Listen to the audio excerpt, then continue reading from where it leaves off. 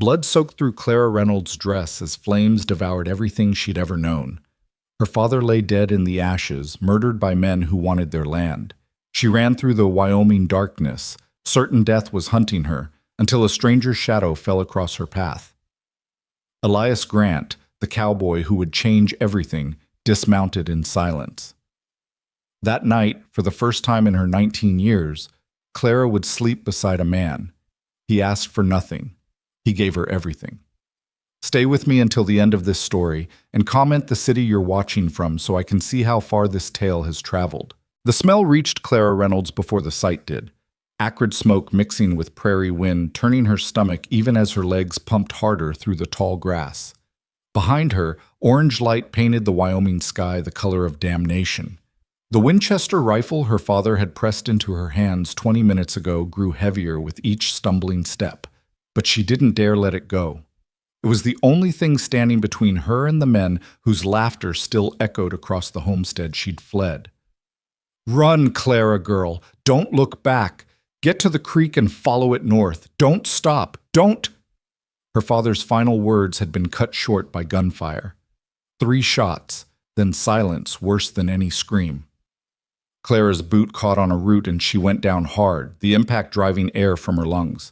The rifle clattered away into darkness. For a moment she lay there in the dirt, gasping like a landed fish, her right shoulder screaming with a pain that felt white-hot and spreading. When she'd crashed through the window of her burning home, she'd thought the wood frame had just scraped her. Now pressing her left hand to the wound, her fingers came away dark and wet. Not scraped, shot. The realization hit her harder than the fall. One of Voss's men had actually shot her. They'd burned her home, killed her father, and put a bullet through a 19-year-old woman who'd never done anything worse than refuse to sell her family's water rights to a cattle baron who already owned half of Johnson County. "She went this way." The shout came from perhaps 200 yards back, near the ruins of what had been, until tonight, the only home Clara had ever known. "Blood trail's fresh." Terror gave her strength. Clara pushed herself up, biting back a whimper as her shoulder protested. She couldn't see the rifle in the darkness. Couldn't waste time searching. She had to move, had to— Her legs buckled. She caught herself against a cottonwood trunk, bark rough under her palm. The world tilted sideways, then righted itself in sickening waves. How much blood had she lost? Her dress clung to her side, heavy and wet. Her father had taught her about wounds, about cattle and horses that bled out in minutes when an artery got cut. Was she bleeding out? Was this how it ended? Alone in the dark while her father's murderers closed in? "Please," Clara whispered to the indifferent stars overhead. "Please, I don't want to die like this." The stars didn't answer. They never did. She pushed away from the tree and made herself walk. 1 foot, then another. The creek her father had mentioned was somewhere ahead. She could hear water moving over stones, that eternal whisper that had been the soundtrack to her childhood. If she could reach it, maybe she could lose them in the darkness. Maybe she could make it to the Hendersons' place 5 miles north. Maybe— Clara's boot hit a patch of loose shale and her ankle twisted. This time when she fell, she didn't get back up. She lay on her side in the tall grass, watching her own blood seep into Wyoming soil, and felt something inside her simply give up. She was so tired, so cold. The pain in her shoulder had faded to a distant throb, which probably meant something bad, but she couldn't remember what. Behind her, the voices drew closer. She could make out words now. "Probably dead already." Voss said no witnesses. "We find the body. We're done here." "Shame. She was a pretty little thing." Rough laughter, the kind that made Clara's skin crawl even through the gathering fog in her mind.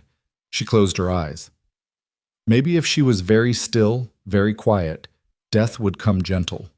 Maybe it wouldn't hurt much more than it already did. The ground trembled. Hoofbeats. Multiple horses moving fast through the darkness. Clara's eyes opened despite herself. Were there more of them? How many men did it take to murder one cattle rancher and his daughter? "What the hell, so—" The voice that had been laughing cut off sharp. Clara heard curses, the sound of men scrambling. More hoofbeats, these ones moving away at a gallop. Running, but from what?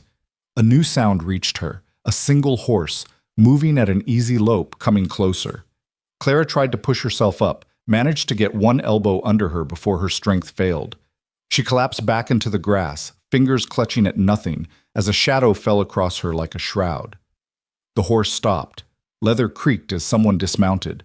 Bootfalls, measured and careful, approaching where she lay. This is it, Clara thought distantly. One of them came back to finish it. She waited for the gunshot. Instead, she heard a man's voice, low and rough as creek gravel. Jesus Christ. Hands touched her, careful hands, testing her throat for a pulse, then moving to her wounded shoulder. Clara tried to pull away, but her body wouldn't respond. The best she could manage was a weak sound that might have been protest or plea. Easy now. The voice again, gentler this time. I'm not going to hurt you. Can you hear me, miss? Clara forced her eyes to focus. The man kneeling beside her was a stranger, or maybe not quite a stranger. Even through the haze of shock and blood loss, some part of her recognized him. The rider who sometimes passed through on his way to the line camps. The tall one with the weathered face who always tipped his hat to her father. She'd seen him maybe 3, 4 times in as many years. Never spoken to him. Didn't know his name. The ranch, she managed, her voice a rasp she barely recognized. They burned. My father. I know. I saw the smoke from Owl Creek by the time I got there. He shook his head, his features shadowed and hard to read in the starlight. I'm sorry, but right now we need to worry about you. You're hit bad. Bleeding heavy. I need to get you somewhere I can tend this properly. They'll come back, Clara whispered. Voss's men. They'll find me. Not tonight, they won't. Something in his tone made it sound like a promise carved in stone. I fired over their heads, spooked their horses. They're halfway to the Powder River by now, and they're not coming back in darkness to face an unknown gun. He slid his arms beneath her, one under her shoulders, one under her knees, and lifted her as if she weighed nothing at all. The movement sent pain lancing through her shoulder, sharp enough to drag a cry from her throat. The world grayed at the edges. I know. I'm sorry. Stay with me now.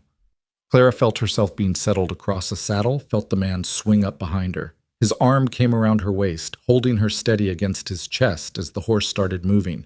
She tried to speak, to ask where they were going, who he was, but the words wouldn't come.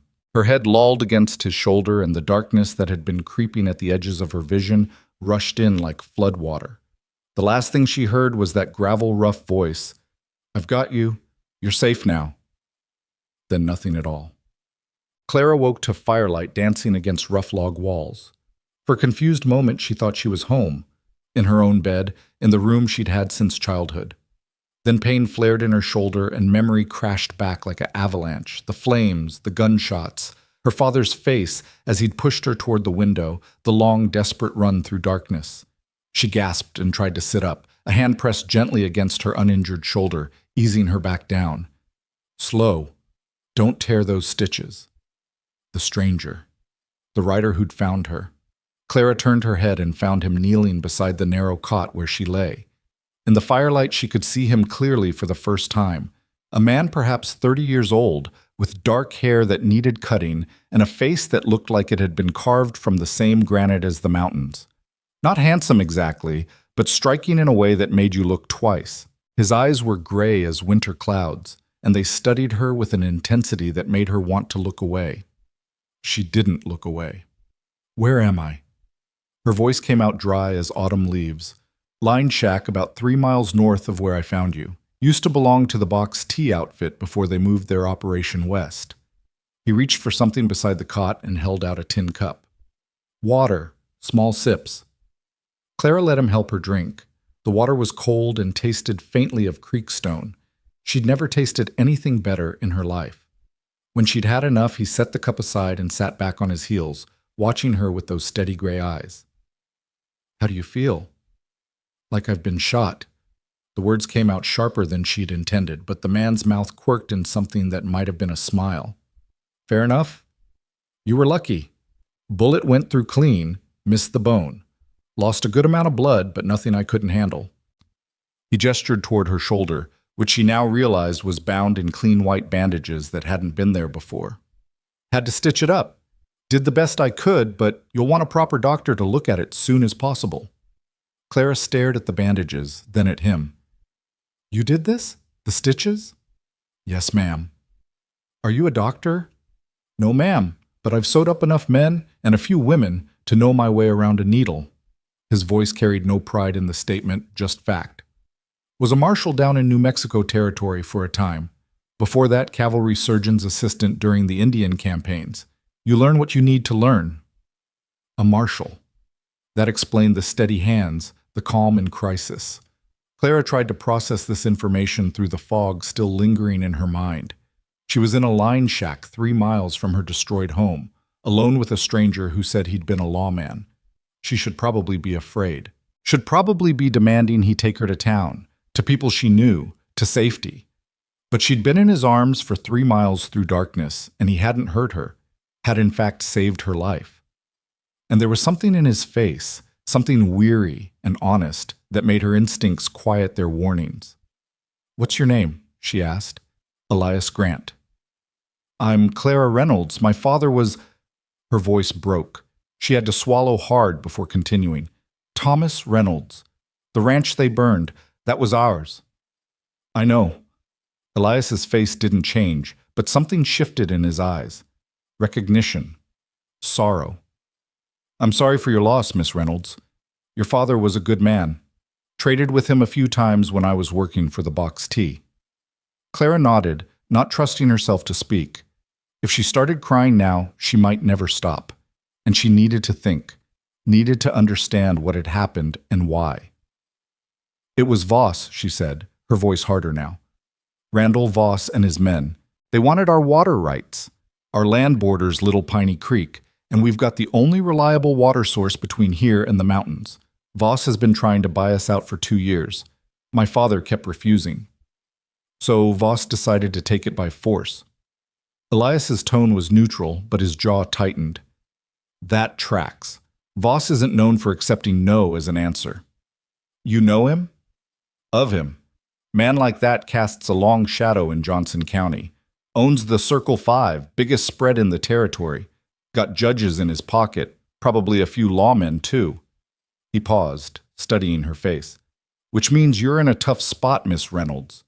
If you go to the sheriff in Buffalo, odds are Voss already owns him. If you try to testify to what happened, you might not live long enough to make it to court." The words should have frightened her. Instead, they lit something hot and sharp in Clara's chest. "So he just gets away with it? Murders my father and burns our home and faces no consequences?" "I didn't say that." Elias stood and moved to the fireplace, adding wood to the flames. "But you need to be smart about this. Going up against Voss head-on is suicide. You need allies. You need a plan. Most of all, you need to heal up before you do anything else." Clara pushed herself up on her good elbow, ignoring the way her vision swam. "I can't just hide here. I have to—" "You have to rest." Elias turned back to her, his voice firm but not unkind. "It's 3 hours till dawn. You've lost enough blood to put most men on their backs for a week. Your body needs time to recover, and this shack is as safe a place as any for tonight." "And tomorrow?" "Tomorrow we figure out next steps. You have family? Anyone you can go to?" Clara thought of her mother's sister in Haven Creek, up in the Medicine Bow Mountains. Aunt Ida, who ran a boarding house and had offered Clara a place a dozen times over the years. Clara had always refused, not wanting to leave her father alone on the ranch. Now her father was dead and the ranch was ash, and refusing seemed like the stupidest decision she'd ever made. "My aunt," she said quietly. "Ida Raymond. She runs a boarding house in Haven Creek." Elias nodded. "I know the place. It's a hard 3 days' ride from here. 4 if we take the safe routes. Mountain trails, most of it. You up for that kind of travel?" "Do I have a choice?" "No, ma'am. Not really." He moved back to the cot and crouched beside her. "But I need to know you can handle it. Those mountains aren't forgiving, especially not for someone in your condition. If you think you can't make it, say so now. We'll find another way." Clara met his eyes. In the firelight, they looked almost silver. "I can make it." "All right, then. We'll rest here tonight and start out at first light. I'll need to go back to your place before we leave, see if there's anything we can salvage. Food, supplies, anything that might help us on the trail." "It's all gone." Clara's throat tightened. "Everything burned." "Maybe, but fire's funny sometimes. Leaves things you wouldn't expect."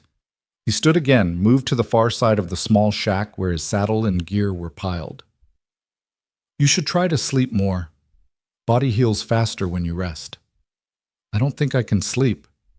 It was true. Despite the exhaustion weighing on her like wet wool, Clara's mind was racing. Every time she closed her eyes, she saw flames, heard her father's voice telling her to run, felt the bullet tear through her shoulder. Elias was quiet for a moment, then moved back to the cot. To Clara's surprise, he settled himself on the floor beside it, his back against the wall, close enough that she could have reached out and touched his shoulder. "What are you doing?" she asked. "Keeping watch. If Voss's men get brave and come looking, I want to hear them coming." "You don't have to." "Yes, ma'am, I do." He pulled his hat down low over his eyes, but Clara could see he wasn't sleeping. His hand rested easy on the rifle prop beside him.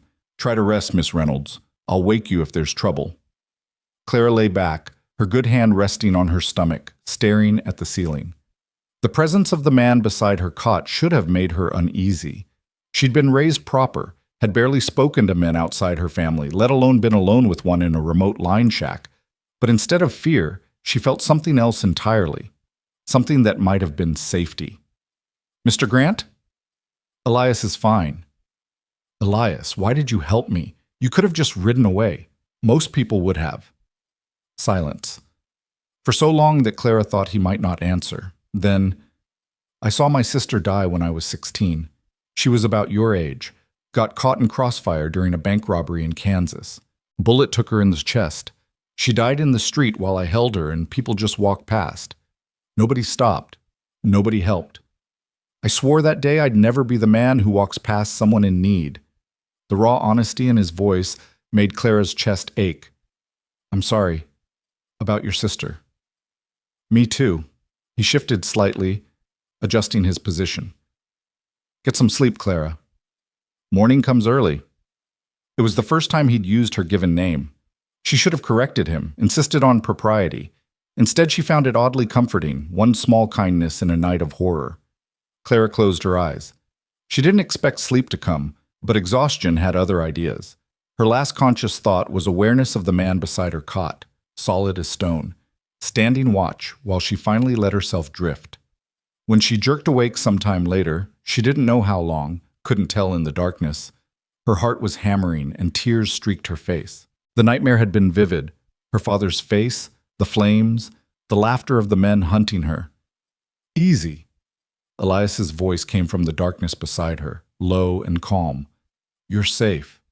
Just a dream." Clara's breath came in ragged gasps. She couldn't seem to slow it down, couldn't stop the shaking that had seized her limbs. Without thinking, she reached out blindly and found his arm, solid, real, anchoring her to something besides the nightmare. "I can't." She couldn't finish the sentence, couldn't explain the terror that had her in its grip. Elias didn't ask her to explain.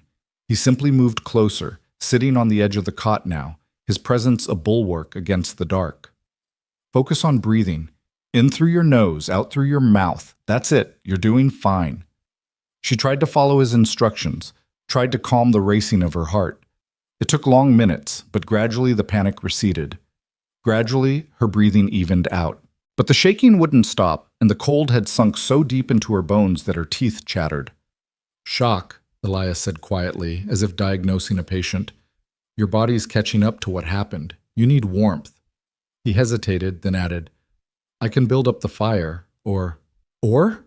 Clara managed through chattering teeth. "Or I can sit beside you. Body heat works faster than fire. But I won't do anything improper, Miss Reynolds. You have my word." Clara should have said no, should have insisted on propriety, on the rules she'd been raised to follow. But she was so cold and so scared, and the thought of facing the night alone made something in her chest crack open. "Please," she whispered. Elias moved carefully, settling himself on the cot beside her, his back against the wall. He didn't pull her close, didn't do anything except sit there, solid and warm, close enough that his presence pushed back the worst of the cold. Clara turned toward him without quite meaning to, her uninjured side pressed against his. She felt his arm come around her shoulders, carefully, respectfully, and then his warmth surrounded her like a blanket. "Sleep," he said quietly. I've got you. For the first time in her 19 years, Clara Reynolds fell asleep beside a man. He didn't ask for anything she wasn't ready to give. He didn't take anything she didn't offer. He simply held her through the darkest hours of the worst night of her life and kept the nightmares at bay with his presence. When she woke again, gray dawn light was seeping through the cracks in the shack's walls. Elias was still beside her, still awake, still keeping watch. Their eyes met in the growing light. "Thank you," Clara said softly. Elias nodded once. "We should move soon. Sun's up means Voss's men will be too. You ready to ride?" Clara thought of her father, of her burned home, of the 3-day journey ahead through mountain wilderness with a stranger who'd become something more in the space of one night. She thought of her aunt in Haven Creek and the testimony she'd give against Randall Voss if it was the last thing she ever did. "I'm ready," she said. And she was. The morning air bit cold as they left the line shack behind, frost glittering on the prairie grass like scattered diamonds. Clara sat in front of Elias on his bay gelding, her body stiff from pain and the awkwardness of their position. His arms stayed firm around her waist, keeping her steady in the saddle, and she tried not to think about how close they were or how improper this would look to anyone who saw them. Propriety seemed like a luxury she could no longer afford. They rode in silence for the better part of an hour, the horses' hooves muffled on the soft earth. Behind them, a column of smoke still rose from what had been the Reynolds ranch, thinner now, just gray wisps against the brightening sky, but visible for miles. Clara forced herself not to look back. Looking back wouldn't change anything, wouldn't bring her father home or rebuild the house her grandfather had constructed with his own hands 40 years ago. "We'll swing by your place quick," Elias said, his voice low near her ear. "Stay mounted while I check what's left. If I see any sign of Voss's men, we run. Understood?" "Understood." Clara's throat felt tight. "But I need something. If anything survived." "What's that?" "My mother's Bible. It was in the sideboard in the front room. She died when I was 8. That Bible is all I have left of her." Elias was quiet for a moment, then nodded. "I'll look for it. No promises, but I'll look." 20 minutes later, they crested a low rise, and Clara's destroyed home came into view. In daylight, the devastation looked even worse. Blackened timbers jutting up like broken bones, the stone chimney standing alone amid the ruins like a gravestone. The barn had collapsed entirely, just a heap of charred wood. The chicken coop was gone. Even the vegetable garden her father had so carefully tended showed boot prints and destruction, as if Voss's men had made a point of trampling it. Clara's eyes burned, but she wouldn't let herself cry. Not yet. Not while Elias was watching. He guided the horse in a wide circle around the property, his eyes constantly scanning for movement. When he seemed satisfied they were alone, he dismounted and handed her the reins. "Stay ready to run," he said quietly, then moved toward the ruins with his rifle in hand. Clara watched him pick through the wreckage with quick efficiency, moving debris with his boot, occasionally bending to examine something more closely. The morning sun caught on what was left of the front room, just pieces of the sideboard scattered among ash and fallen beams. Elias crouched there for several minutes, carefully shifting through the destruction. When he stood and turned back toward her, he was carrying something wrapped in his bandana. He swung back into the saddle behind her and placed the bundle in her lap without a word. Clara unwrapped it with shaking hands. The Bible's leather cover was scorched, and one corner had burned away completely, but the pages inside were mostly intact, protected by the heavy sideboard that had fallen over it.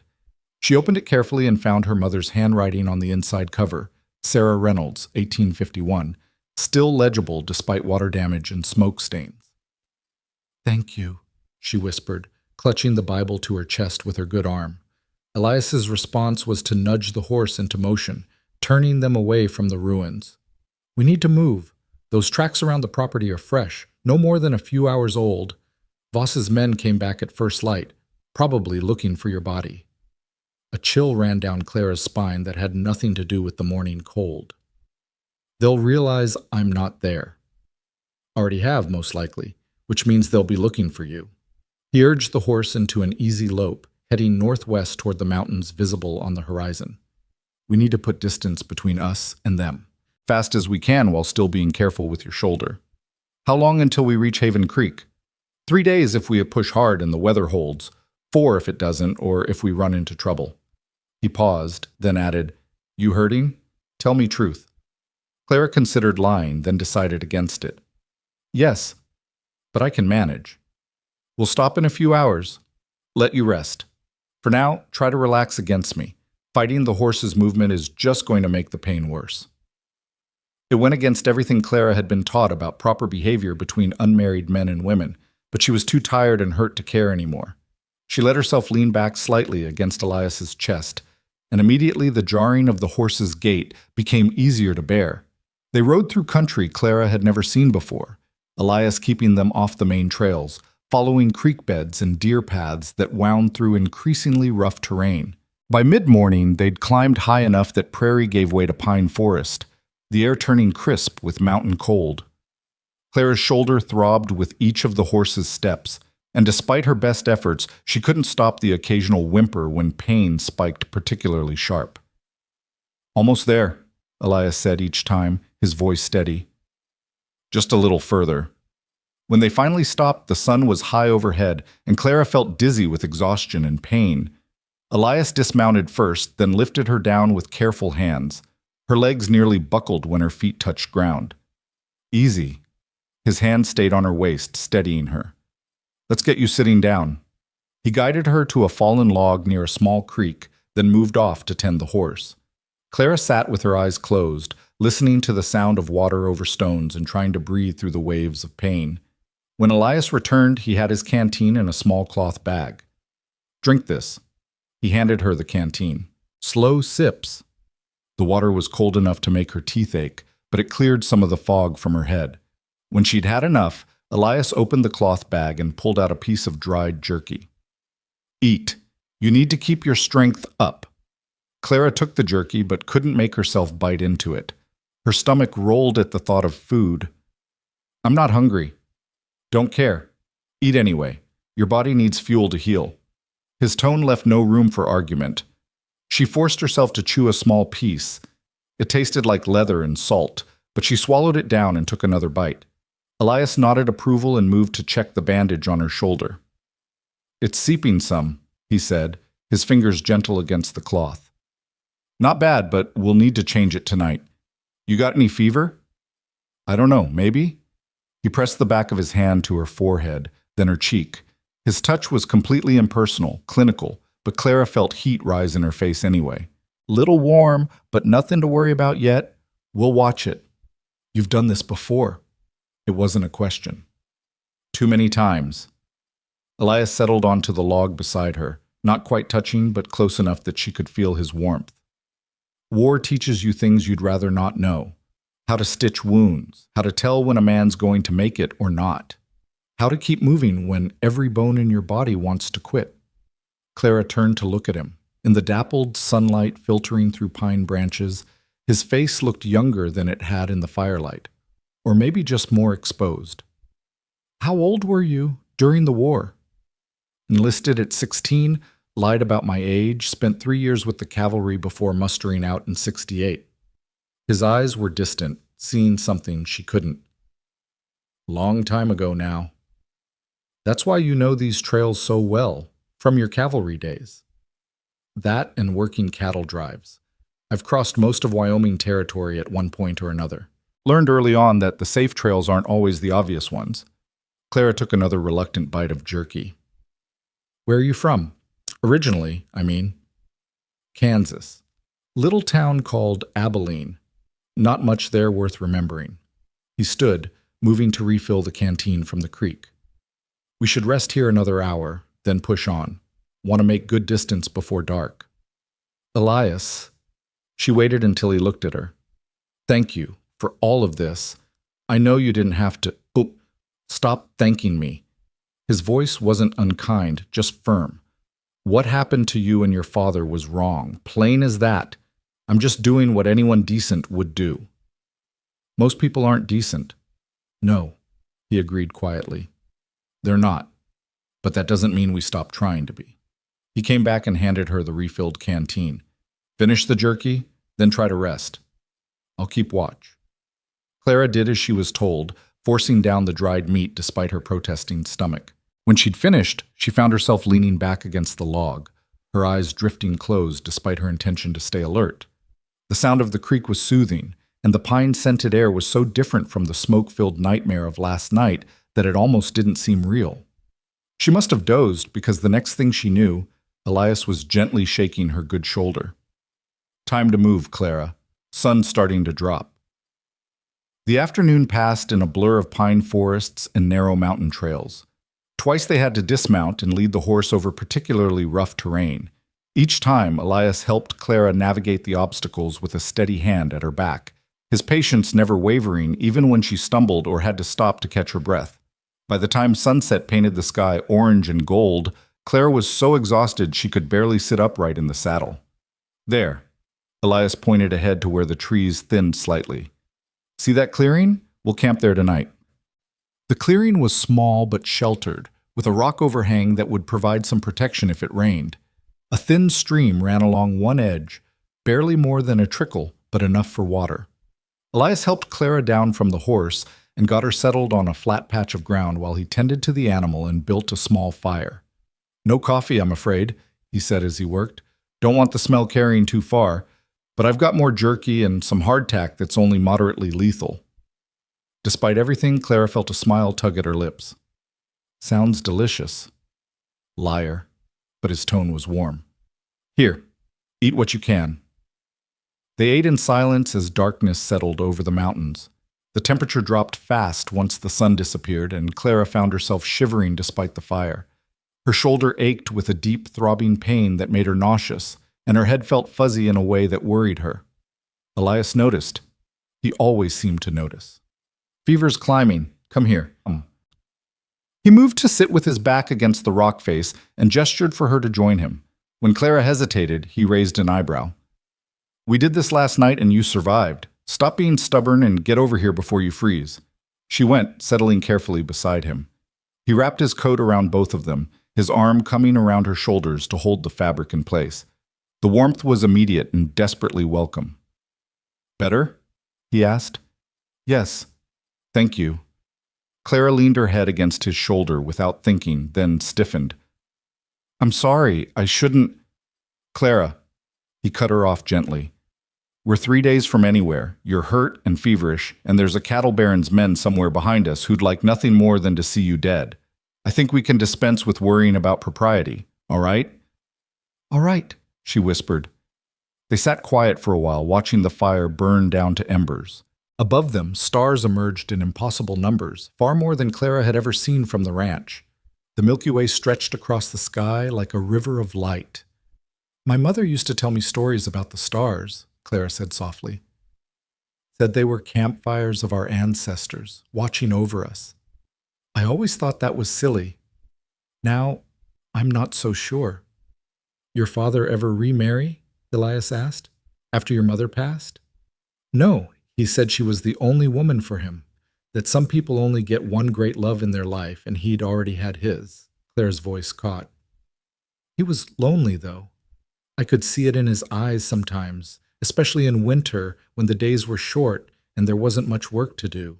He'd sit by the fire and stare at nothing, and I knew he was thinking of her. Must have been hard for both of you." "It was, but we managed. We always managed." Tears pricked her eyes. "I keep thinking I'll wake up, and this will all be a nightmare. That I'll be in my own bed and I'll hear my father in the kitchen making breakfast. He always sang while he cooked. Old songs from his time in the army. Terrible voice, but he didn't care." Elias's arm tightened slightly around her shoulders. "Tell me about him, if you want." So Clara did. She told Elias about Thomas Reynolds, how he'd come to Wyoming territory after the war with nothing but a horse and determination. How he'd built the ranch from nothing, working brutal hours to turn raw land into something productive. How he'd taught her to ride when she was 5, to shoot when she was 10, to keep accounts when she was 12, because he said a woman needed to know business as well as any man. "He wasn't perfect," Clara said. "He was stubborn as a mule, and he never met a fight he wouldn't take on. But he was good, truly good. He paid his hands fair wages, treated everyone with respect, gave water to neighbors during droughts, even when we barely had enough for ourselves. That's why Voss hated him. My father wouldn't bend, wouldn't compromise his principles for money or an easy life. Sounds like you take after him. I hope so. Clara closed her eyes, letting herself sink deeper into Elias's warmth. Elias, what happens if we get to Haven Creek and Voss finds us there? We'll deal with it if it happens. Your aunt's place. It's in the mountains, harder to get to. Voss's reach doesn't extend as far up there. You'll be safer than you were on the plains. But not completely safe. No, he admitted. Not completely, but safer. And that's what we need right now. Time for you to heal. Time to figure out our next move. Our? Clara tilted her head to look up at him. You're planning to stay? Elias was quiet for a moment, his eyes on the dying fire. I haven't decided yet, but I'm not going to leave you defenseless if Voss comes calling. That much I know. Something warm bloomed in Clara's chest that had nothing to do with fever. Why are you doing this, really? It can't just be about your sister. Can it? You could have taken me to town, dropped me with the sheriff or a doctor, and washed your hands of the whole thing. Instead, you're riding 3 days into the mountains with a half-dead woman and making yourself a target for Randall Voss's men. Why? Elias looked down at her, his gray eyes unreadable in the firelight. Maybe I'm tired of watching bad men win. Maybe I spent too many years enforcing laws that only seem to protect people with money and power. Maybe... He stopped, shook his head. It doesn't matter why. I'm here. That's enough. But Clara suspected it did matter, very much, in ways she didn't yet understand.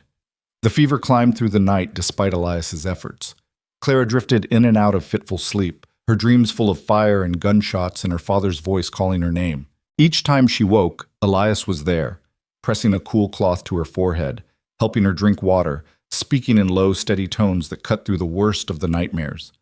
Can you hear me, Clara? Stay with me now. That's it. Just breathe.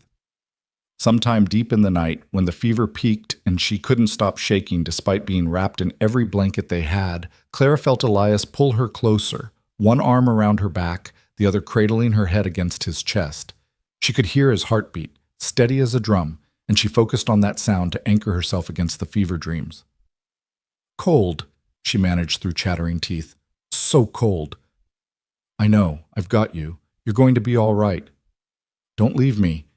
I won't, I promise. His voice was quiet but absolute. Sleep now. I'll keep watch. When Clara woke again, gray dawn light was filtering through the trees and the fever had broken. She lay still for a moment, orienting herself. She was still wrapped in Elias's arms, her cheek pressed against his chest, his coat spread over both of them. He was asleep. Actually asleep. His head tilted back against the rock, his face relaxed in a way she'd never seen it.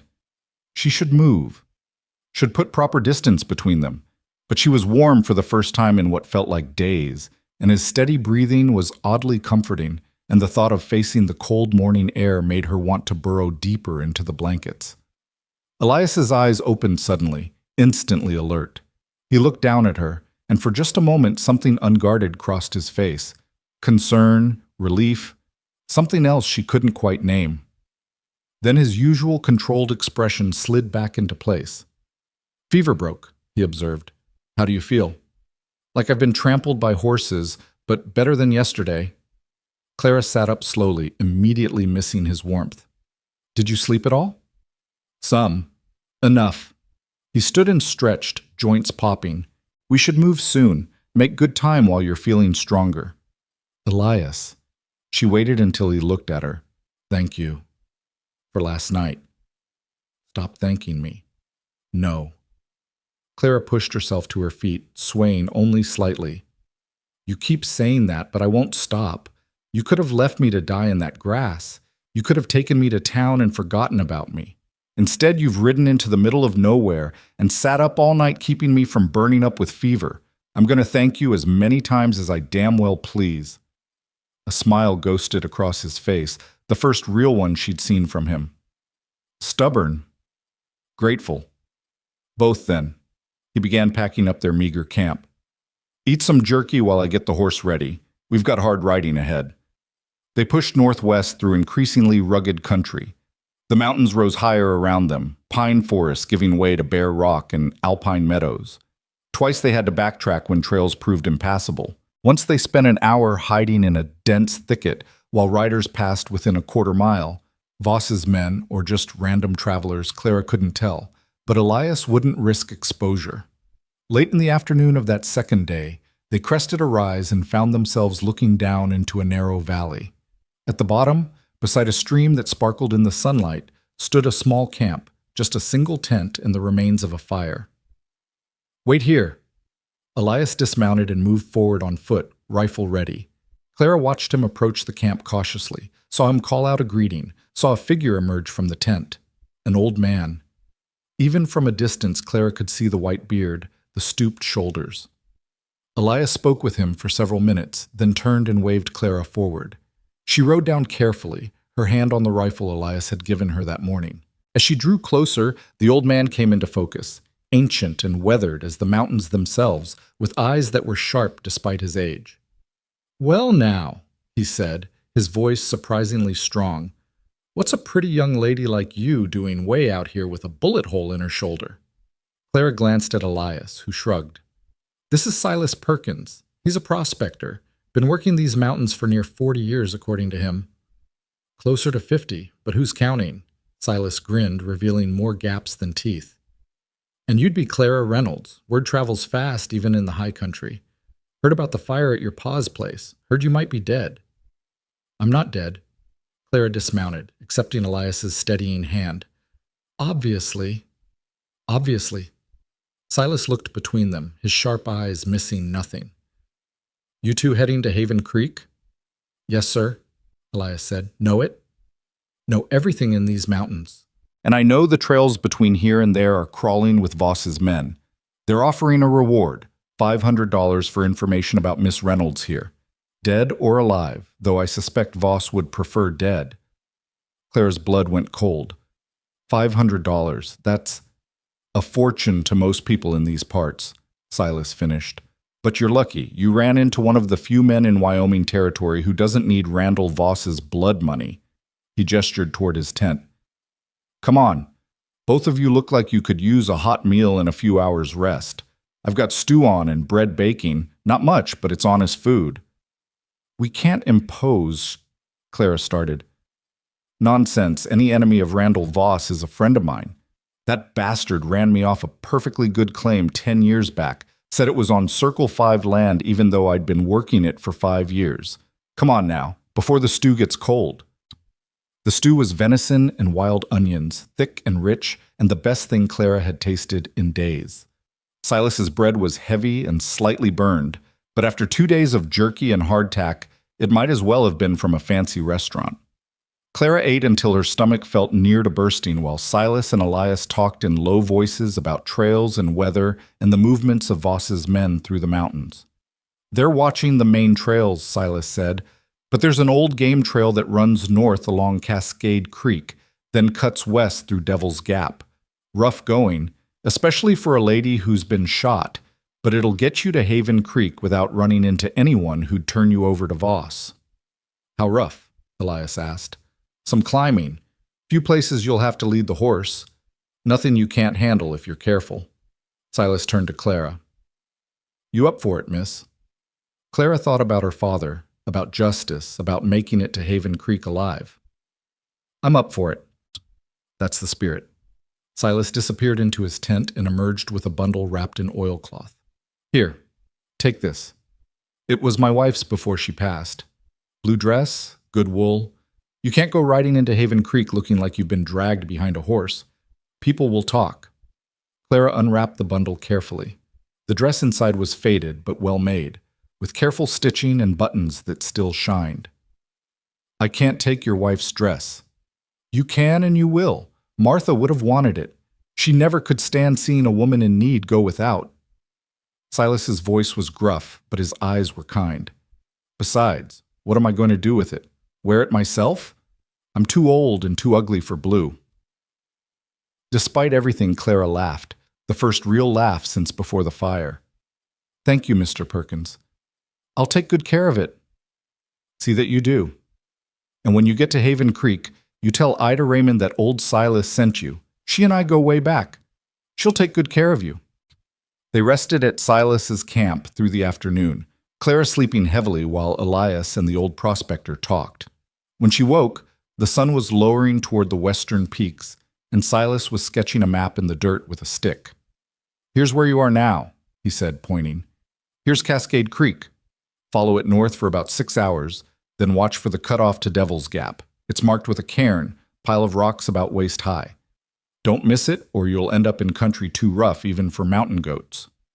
Elias studied the map intently, then nodded. "We'll leave at first light."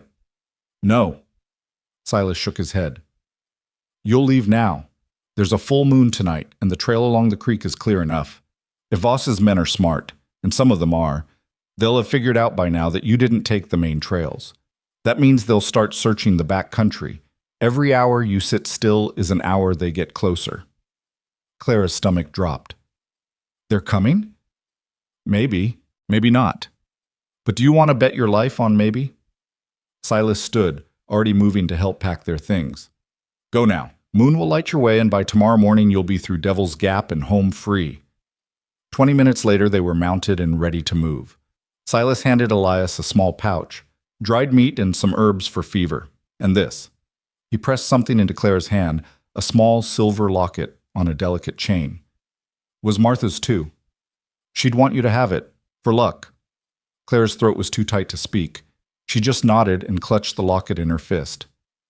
"Go on now," Silas said. "And miss, when you bring Voss down, and you will bring him down, I can see it in your eyes. You make sure he knows old Silas helped you. I want him to know exactly who stuck the knife in." "I will," Clara promised. "Thank you for everything." They rode out as the sun touched the horizon, painting the world gold and crimson. Clara looked back once to see Silas standing beside his tent, one hand raised in farewell. Then they descended into the tree line, and he was lost to sight. The night ride was surreal. The full moon turned the landscape into something from a dream, all silver and shadow, familiar and foreign at once. Cascade Creek ran beside them, its voice a constant companion. Elias kept them moving at a steady pace, neither rushing nor dawdling, his eyes constantly scanning the trail ahead. They rode for hours in near silence, speaking only when necessary to navigate difficult terrain. Around midnight, they stopped briefly to water the horse and rest. Clara slid from the saddle and immediately had to catch herself against a tree when her legs threatened to give out. "Easy." Elias was there in an instant, his hand steadying her. "You all right?" "Just tired and sore, and every other unpleasant thing." She managed a weak smile. "But alive. That's something. That's everything." His hands lingered on her arms for just a moment longer than necessary. Then he stepped back. "Drink some water. We'll rest 10 minutes, then push on. Silas was right. We need to make Devil's Gap before dawn." Clara drank and ate a bit of the jerky Silas had given them, forcing her body to accept fuel it didn't want. When Elias helped her back into the saddle, she didn't protest the way he kept his arm around her waist, holding her secure against his chest. "Lean on me," he said quietly. "Try to rest. I'll keep us on the trail." Clara let herself relax against him, her head dropping to rest against his shoulder. She could feel his heartbeat against her back, steady and strong. And she focused on that rhythm as the horse carried them deeper into the mountains. The moonlight turned everything dreamlike and strange, but Elias's presence was solid and real, and she found herself trusting him in a way she'd never trusted anyone except her father. Somewhere in the early morning hours, exhaustion finally won. Clara's eyes drifted closed, and she slept, her body supported by Elias's strength, his arms keeping her safe as they rode through the silver night toward whatever future waited in Haven Creek. Clara woke to the sound of rushing water and realized the horse had stopped moving. Gray dawn light filtered through pine branches overhead, and she was still tucked against Elias's chest, his arm firm around her waist. For a disoriented moment, she couldn't remember where they were or why every muscle in her body screamed with pain. "Easy," Elias said quietly, his voice rough with exhaustion. "We made it. That's Devil's Gap ahead." Clara straightened slowly, her neck protesting the movement. Before them, the trail narrowed dramatically, squeezing between two towering rock walls that rose like cathedral spires into the morning mist. Water cascaded down the left wall in a thin silver ribbon, pooling at the bottom before continuing as the creek they'd been following all night. "We have to go through there?" Her voice came out hoarse. "Only way to Haven Creek from here. Unless you want to backtrack 3 days." Elias dismounted and reached up to help her down. Her legs buckled the moment her feet touched ground, and he caught her, holding her upright until her knees decided to cooperate. "Take a minute. Drink some water. This next part's going to be rough." Rough was an understatement. The gap was barely wide enough for the horse, and in places they had to lead the animal carefully over loose rock, while water from the falls made everything slick and treacherous. Clara's shoulder throbbed with each step, and twice she slipped and would have fallen if not for Elias's quick reflexes. By the time they emerged on the far side, the sun was fully up, and Clara was shaking with exhaustion. "There," Elias pointed to a flat spot beneath an overhang. "We'll rest here a few hours. You look ready to collapse." "I'm fine," Clara insisted, even as her vision swam. "You're not fine. You're dead on your feet and your bandage is soaked through. Sit down before you fall down." She sat, more heavily than she'd intended, and watched through half-closed eyes as Elias tended to the horse and then came to check her shoulder. His fingers were gentle as he unwrapped the blood-soaked bandage, but she still had to bite back a cry when he exposed the wound. "It reopened during the climb," he said, his jaw tight. "Damn it. I should have made you stay on the horse. Then we'd still be in the gap." Clara tried to see the wound, but he blocked her view. "How bad is it?" "Bad enough. Needs fresh stitches. Some of the old ones tore." He reached for his saddlebag and pulled out the small medical kit he'd been carrying. "This is going to hurt." "Everything already hurts. What's a little more?" But her attempt at bravado fell flat when she saw him thread the needle. Elias settled beside her, his movements sure despite the weariness in his face. "Look at me, not the needle." Clara forced herself to meet his eyes. They were bloodshot from lack of sleep but steady as stone. "Tell me something," she said. "Anything, just talk to me." "What do you want to know?" "Why did you stop being a marshal?" His hands paused for just a moment, then continued working. The first prick of the needle made Clara gasp, but she kept her eyes on his face. "I stopped believing in what I was doing. Spent too many years watching rich men buy justice, while poor men hanged for stealing bread. The law isn't blind, it just looks away from whoever has enough money to make it worth the trouble. That's why you're helping me, because the law won't. That's part of it." Another stitch. Clara's nails dug into her palm, but she didn't look away from his face. "But mostly I'm helping you because it's the right thing to do. Sometimes that has to be enough." "You're a good man, Elias Grant." "Don't be so sure about that." But something flickered in his eyes that might have been gratitude. "Almost done. Just 2 more." The last 2 stitches were agony, but Clara made herself breathe through it, focusing on Elias's face and the steady competence of his hands. When he finally tied off the thread and reached for fresh bandages, she let out a shaky breath. "There. That should hold if you're careful." He wrapped the wound with clean cloth, his touch impersonal and efficient. "Try to sleep. We'll move again this afternoon." "What about you? When do you sleep?" "I'm fine." "Liar." Clara caught his wrist before he could move away. "You've been awake for 2 days straight. You need rest as much as I do. Someone needs to keep watch. And someone will, in shifts. You sleep first. I'll wake you if anything moves." When he started to protest, she cut him off. "Don't argue with me. I'm injured, not helpless. I can sit here and keep my eyes open for a few hours." Elias studied her face for a long moment, then nodded slowly. "All right. But you wake me at the first sign of anything wrong.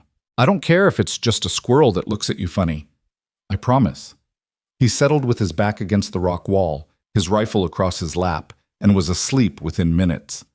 Clara watched his face relax in sleep, the harsh lines around his mouth softening, and felt something shift in her chest. This man who owed her nothing had risked everything to keep her alive, had ridden through the night holding her safe against him, had sat up tending her fever and stitching her wounds with hands that were meant for guns but proved capable of such gentleness. The morning passed quietly. Clara kept watch as promised, her hand on the rifle Elias had taught her to use, though she saw nothing more threatening than a few deer picking their way down to the creek for water. When the sun reached its zenith and Elias still hadn't stirred, she let him sleep on. He'd earned the rest 10 times over. It was early afternoon when his eyes finally opened, instantly alert the way soldiers learn to wake.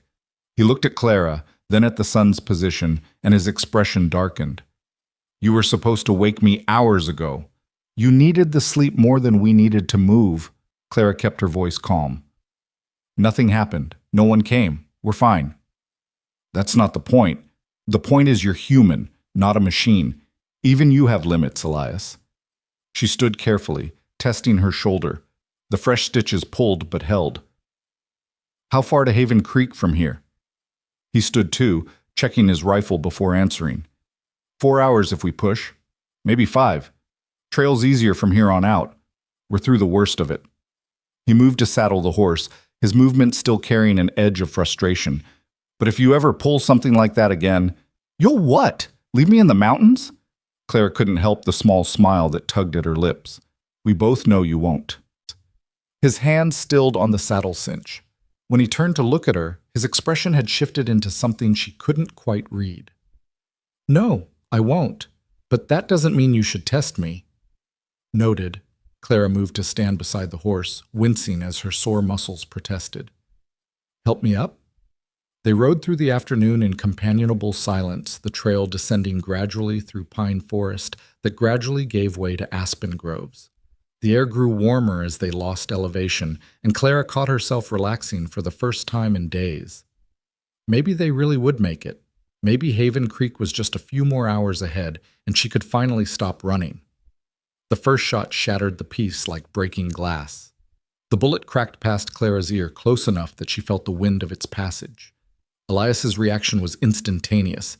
He yanked the horse sideways off the trail and drove them into the cover of a dense stand of young pines. A second shot hit a tree trunk where they'd been a heartbeat before, spraying bark. "Down!" Elias hauled Clara from the saddle and pushed her behind a boulder, covering her body with his as 2 more shots rang out. The horse, well-trained and battle-wise, had already bolted deeper into the trees. Clara's heart hammered against her ribs. "How many?" "At least 3. Maybe more." Elias's rifle was already in his hands, his eyes scanning the slope above them where the shots had originated. "They're spread out, trying to pin us down. It's Voss's men." "Had to be. No one else would be watching these trails."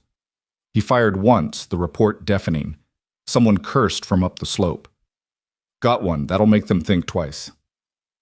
"What do we do?" "We don't do anything. You stay behind this rock and don't move.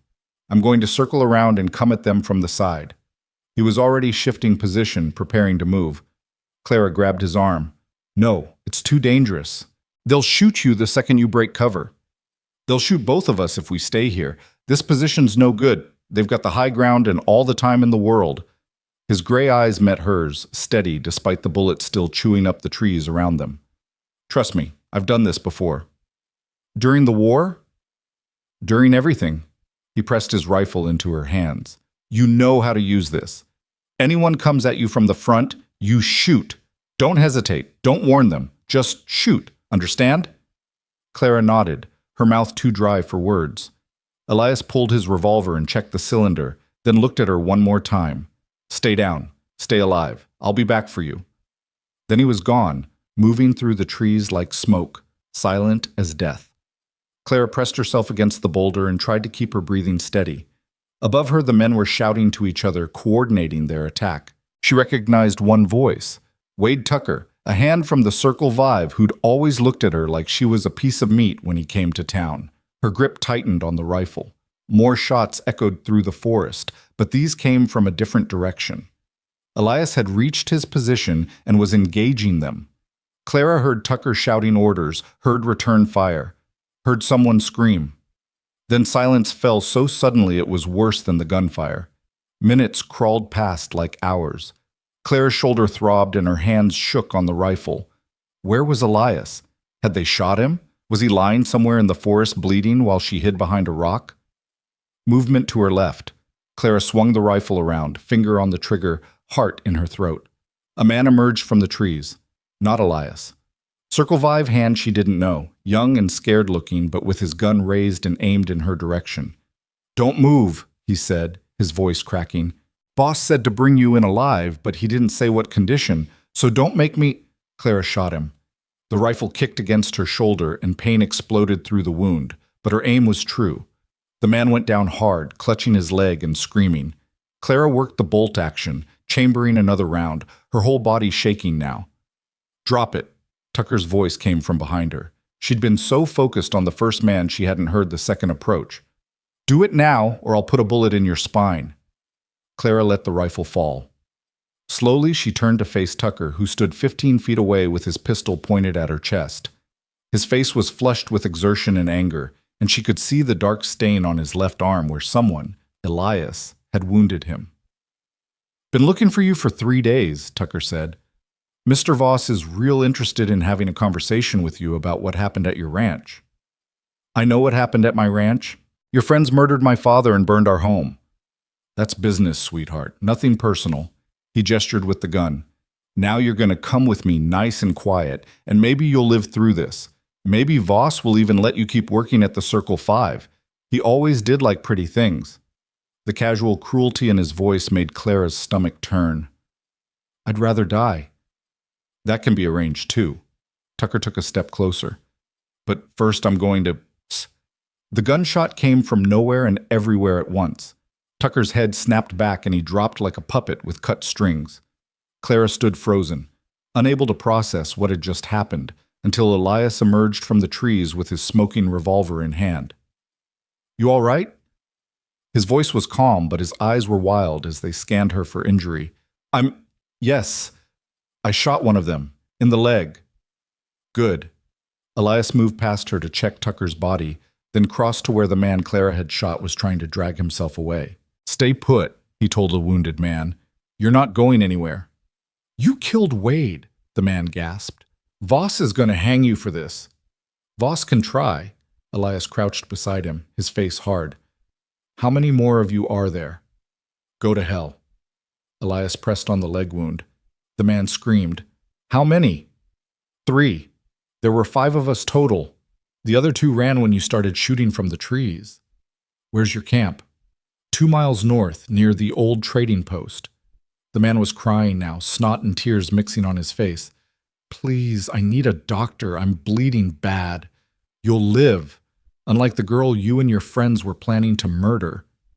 Elias stood and pulled rope from his belt. He worked quickly, binding the man's hands and feet despite his protests. If you're smart, you'll stay quiet. If you're not, I'll gag you, and the animals can have you. You can't just leave me here. Watch me. Elias returned to Clara and gently took the rifle from her trembling hands. Come on, we need to move before those other 2 grow a spine and come back. Clara let him guide her away from the scene of violence, her legs moving on autopilot. Behind them, the wounded man kept shouting threats and pleas until distance swallowed the sound. Elias found his horse easily. The animal had stopped just 100 yards into the forest and helped Clara mount before swinging up behind her. They rode hard for an hour, taking no chances, until Elias finally slowed the pace. Clara had been silent the entire time, her mind replaying the moment she'd pulled the trigger, the way the man had fallen, the blood. I shot him, she said suddenly. I actually shot a man. You defended yourself. There's a difference. Is there? He's lying back there bleeding because of me. He's lying back there bleeding because he chose to work for Randall Voss and hunt down a woman who'd already lost everything. Elias's voice was firm. You didn't start this, Clara. You're just trying to survive it. Don't let them make you feel guilty for that. Did you kill Tucker? Yes. Will there be trouble? Legal trouble? Not for shooting a man who is about to murder someone. Self-defense is still legal in Wyoming territory, even if everything else is bought and paid for. He paused. But this changes things. Voss knows you're alive now, knows you're heading to Haven Creek. He'll send more men, better men. We need to get you somewhere safe and figure out our next move. Clara was quiet for a moment, then said softly, When this is over, if we survive it, I don't know how I'll ever repay you. Don't want repayment, just want to see you safe. They rode on as the sun began its descent toward the western peaks.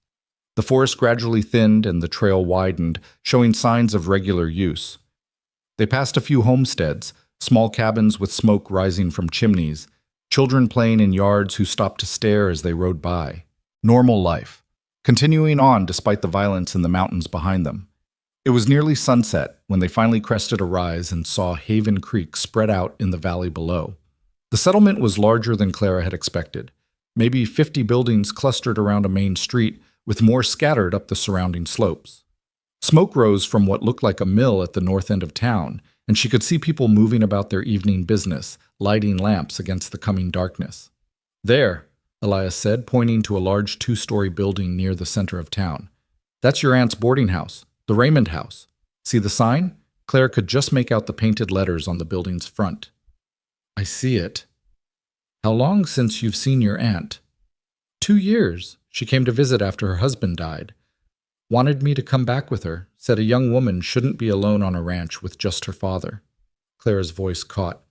"I told her we were fine, that we didn't need help." "She'll be glad to see you anyway." "Will she? I'm bringing nothing but trouble to her door." "You're bringing yourself, that's enough." Elias urged the horse down the slope toward town. "Come on, let's get you to safety." They drew stairs as they rode down Haven Creek's main street. A tall, weathered man in trail-worn clothes and a young woman in a blood-stained dress, both looking like they'd ridden through hell itself. Clara kept her head up despite the eyes on them, despite the whispers that followed in their wake. Let them look. Let them wonder. She'd survived worse than gossip. The Raymond house was a solid structure of whitewashed clapboard with a wide front porch and windows that glowed warm with lamplight. Elias helped Clara down from the horse, and she had to catch herself against his arm when her legs protested. The long ride had taken its toll. Every muscle ached, her shoulder was on fire, and exhaustion pulled at her like an undertow. "I've got you," Elias said quietly, his arm going around her waist to steady her. "Let's get you inside." They climbed the porch steps together, Clara leaning more heavily on Elias than she wanted to admit. Before they could knock, the front door flew open and a woman stood silhouetted against the lamplight. Tall and substantial, with graying hair pulled into a severe bun and eyes that went wide with shock. Clara Reynolds, is that you?" "Hello, Aunt Ida." Clara tried to smile, but her face felt frozen. "I'm sorry to arrive unannounced, but we—" The word stuck in her throat. Where did she even begin? Ida crossed the porch in 3 quick strides and pulled Clara into her arms, careful of her injured shoulder. "My God, child, what happened to you? You're hurt.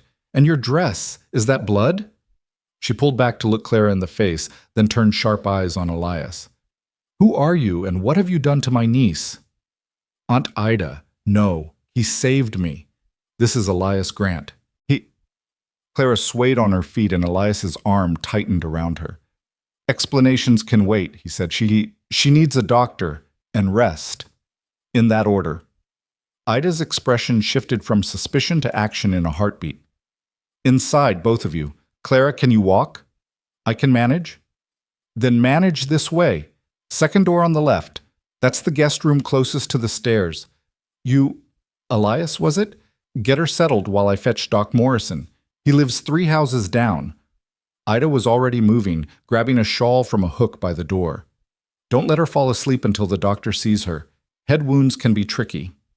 "I don't have a head wound," Clara protested weakly, but Ida was already out the door and moving down the street at a pace that belied her age. Elias helped Clara through the boarding house's tidy parlor and down a short hallway to a small but immaculate room.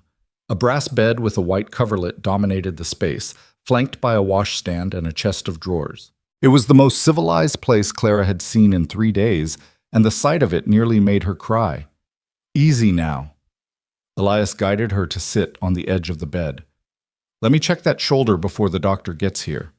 He unwrapped the bandage with gentle efficiency, his face impassive even when fresh blood welled from where the stitches had torn during their desperate ride. The stitches didn't hold. All that bouncing around and then shooting that rifle, you've made a mess of it. "Will I live?" "Unfortunately for me, yes. You're too stubborn to die." But his tone was fond rather than critical. "Let me clean this up best I can. The doctor will do a better job, but I can at least stop the worst of the bleeding." Clara watched him work, noting the dark circles under his eyes, the lines of exhaustion in his face, the way his hands still stayed steady despite days without real rest. You should sit down. You look ready to collapse. I'm fine. You're not fine. The door burst open and Ida swept back in with a gray-haired man carrying a black leather bag. Dr. Morrison, this is my niece Clara. She's been shot. The doctor moved to the bed with professional calm, nudging Elias aside. How long ago? 3 days, Elias answered. Bullet went clean through the shoulder. I stitched it up, but she's torn some of them loose. Morrison examined the wound with practiced hands, asking questions about fever and bleeding while he worked. Clara answered mechanically, too tired to care about propriety or modesty, as the doctor cut away what remained of her blood-soaked dress to get better access to the injury. You did good work, Morrison told Elias. For a field job, anyway. Lucky she didn't lose the arm to infection. He reached into his bag for supplies. This is going to need fresh stitches and a proper dressing. Miss Reynolds, I'm going to give you something for the pain first. No, Clara shook her head firmly. No laudanum. I need to stay alert. Clara, Ida started. No, please. Just do what you need to do. I can handle it. Morrison and Ida exchanged a look. Then the doctor nodded. All right, but this is going to hurt. Ida, hold her hand. What's your name? Elias Grant. You stay too. Talk to her.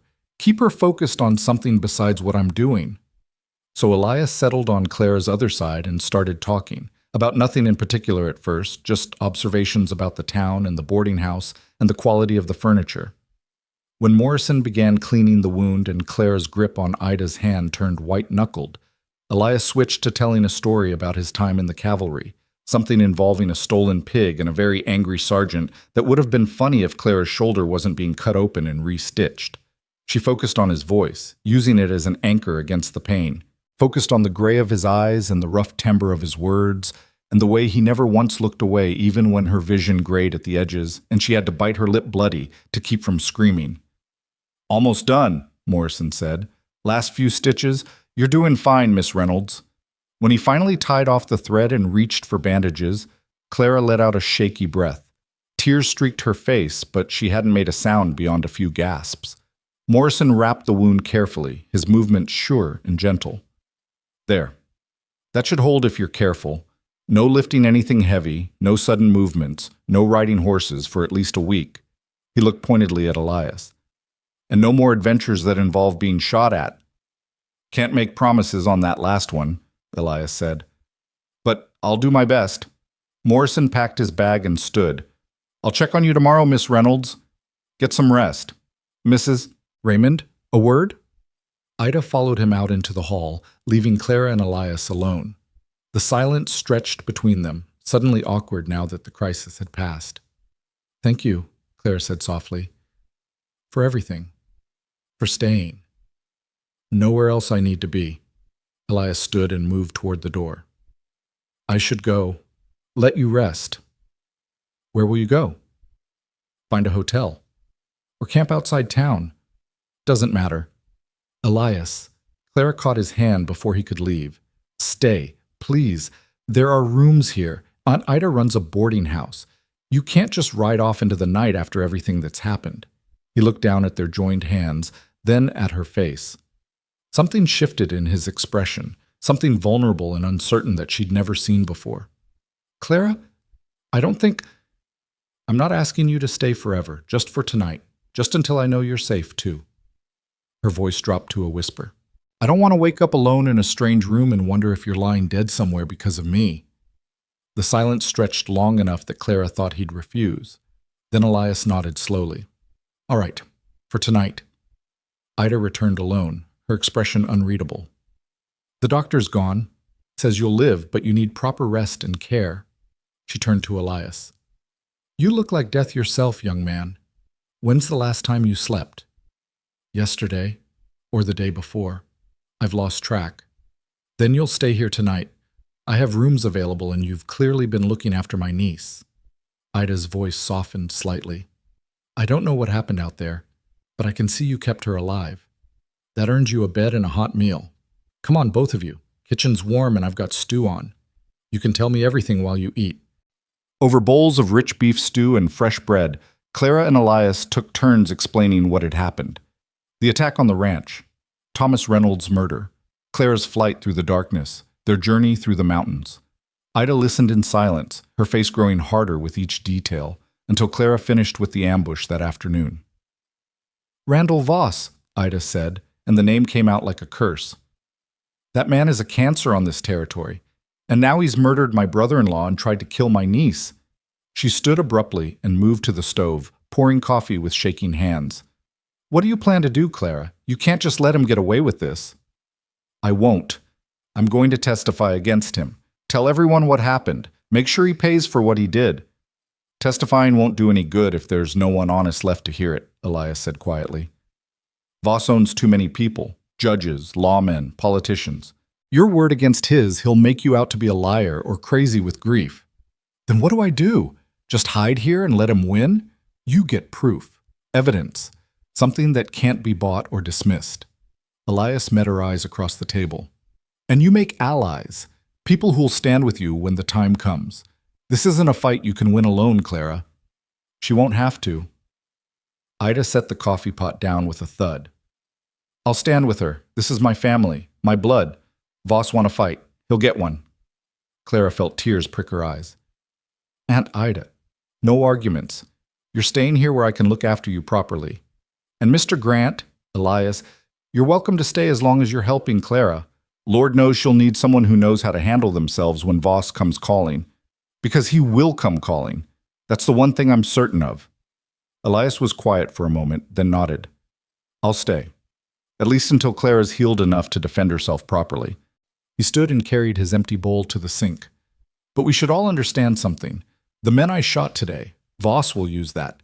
He'll paint me as a killer and Clara as my accomplice. This is going to get uglier before it gets better."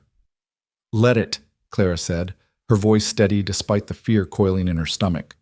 "I'm not running anymore. My father didn't raise me to back down from bullies, and I won't start now." Ida smiled, the first genuine smile since they'd arrived. "There's the Reynolds blood showing through. Your father would be proud." Later, after Ida had shown Elias to a room down the hall and Clara had changed into a nightgown Ida provided, Clara lay in the darkness staring at the ceiling. Through the thin walls, she could hear the sounds of the boarding house settling for the night. Footsteps overhead, distant voices, the creak of floorboards. She should sleep. Her body desperately needed it. But every time she closed her eyes, she saw her father's face, heard the gunshots, felt the bullet tear through her shoulder, saw Tucker falling, the man she'd shot screaming, blood on the mountain trail. A soft knock on her door made her jump. "Come in," she called, sitting up carefully. Elias stood in the doorway, fully dressed despite the late hour. "Saw your light still on. Thought you might need something." "Can't sleep. Every time I try, I just—" She couldn't finish the sentence. He understood anyway. He always seemed to understand. "It'll get easier. Not quickly, but it will. The first time is always the hardest." "How many times have you shot someone?" "Enough that I stopped counting." He moved into the room but stayed near the door, respecting the boundaries of propriety even now.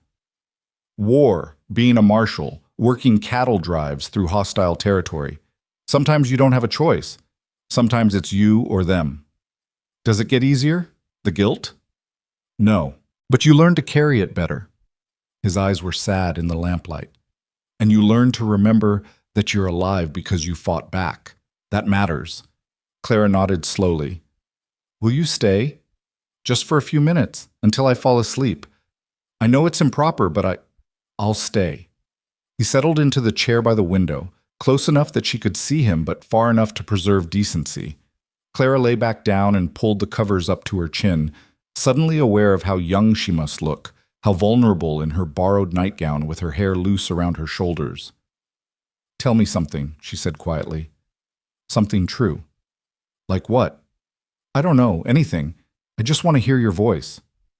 Elias was quiet for so long she thought he wouldn't answer. Then, "My sister's name was Rachel. She was 15 when she died. Wanted to be a teacher. She used to make me practice reading with her. said I needed to learn more than just how to shoot and ride. After she died, I joined the cavalry because I didn't know what else to do with all that anger. Spent 3 years fighting and killing and coming home empty. The marshal job was supposed to give me purpose, make her death mean something. Didn't work out that way. Clara's throat tightened. I'm sorry. Me too. But meeting you, helping you, maybe that's what Rachel wanted me to find. A way to make a difference for someone who still has a future ahead of them. He shifted in the chair. So stop apologizing for needing help, Clara. You're giving me something I lost a long time ago. You're giving me a reason to keep trying. She wanted to say something meaningful, something that would convey what his presence meant to her. But exhaustion was finally winning and the words wouldn't come. Her eyes drifted closed and the last thing she saw was Elias silhouetted against the window, keeping watch as he had every night since he'd found her bleeding in the grass. When Clara woke in the morning to sunlight streaming through the window, Elias was gone. But folded on the chair where he'd sat was her mother's Bible and a note in rough handwriting. Stayed until dawn, gone to scout the town and see what news is spreading about yesterday. Stay inside until I return. E. Clara held the note against her chest and let herself feel, for the first time since her father died, something that might have been hope. Clara spent the morning in restless anxiety, pacing the small room until Ida finally marched in and ordered her to sit down before she tore her stitches open again. The blue dress Silas had given them lay across the chair, and Ida had insisted on washing and mending it, her needle flying through the fabric with practiced efficiency while Clara watched from the bed. Your mother taught me to sew, Ida said without looking up from her work. Did you know that? When I married your uncle and came west, I didn't know a whip stitch from a back stitch. Sarah sat with me every evening for a month until I could make a hem that wouldn't shame me in church. Clara hadn't known. There was so much about her mother she'd never learned, all those stories lost when Sarah Reynolds had died of pneumonia during Clara's 8th winter. Tell me about her, please. Father never liked to talk about her, said it hurt too much. Ida's hand stilled on the dress. Your mother was sunshine wrapped in human form.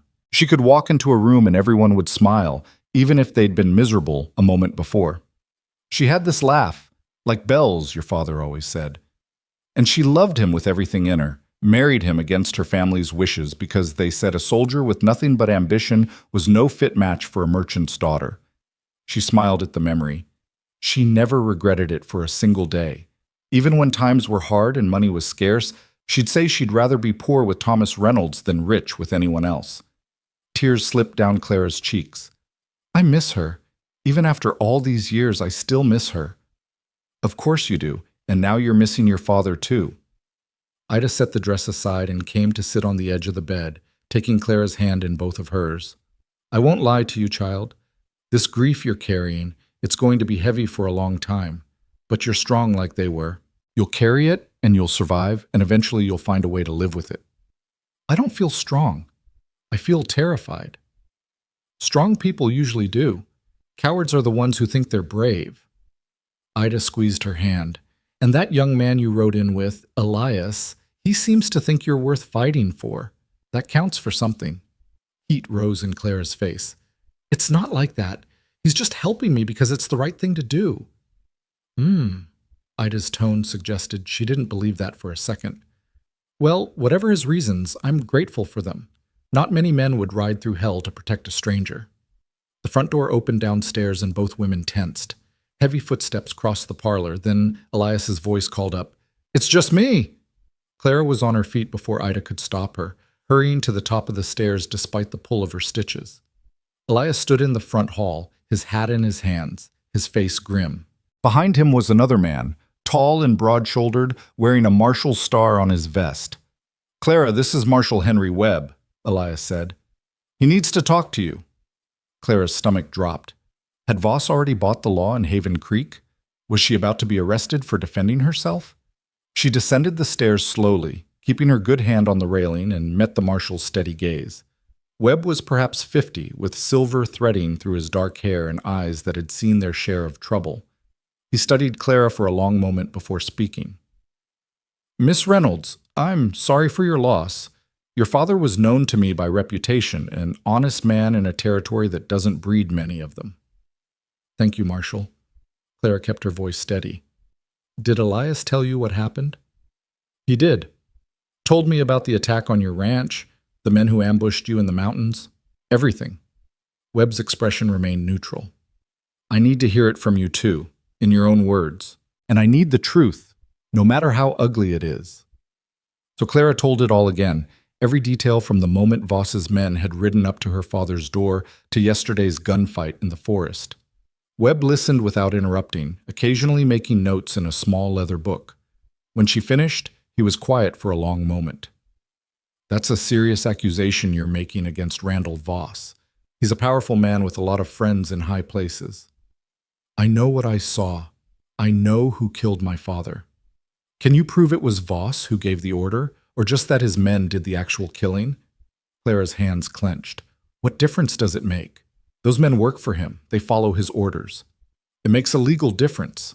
Without proof that Voss ordered the attack, a good lawyer will argue his men acted on their own. Voss walks free, and maybe a few hired hands swing for murder. Webb tucked his notebook away. I'm not saying I don't believe you, Miss Reynolds. I'm saying we need more than your word if we want to see justice done properly.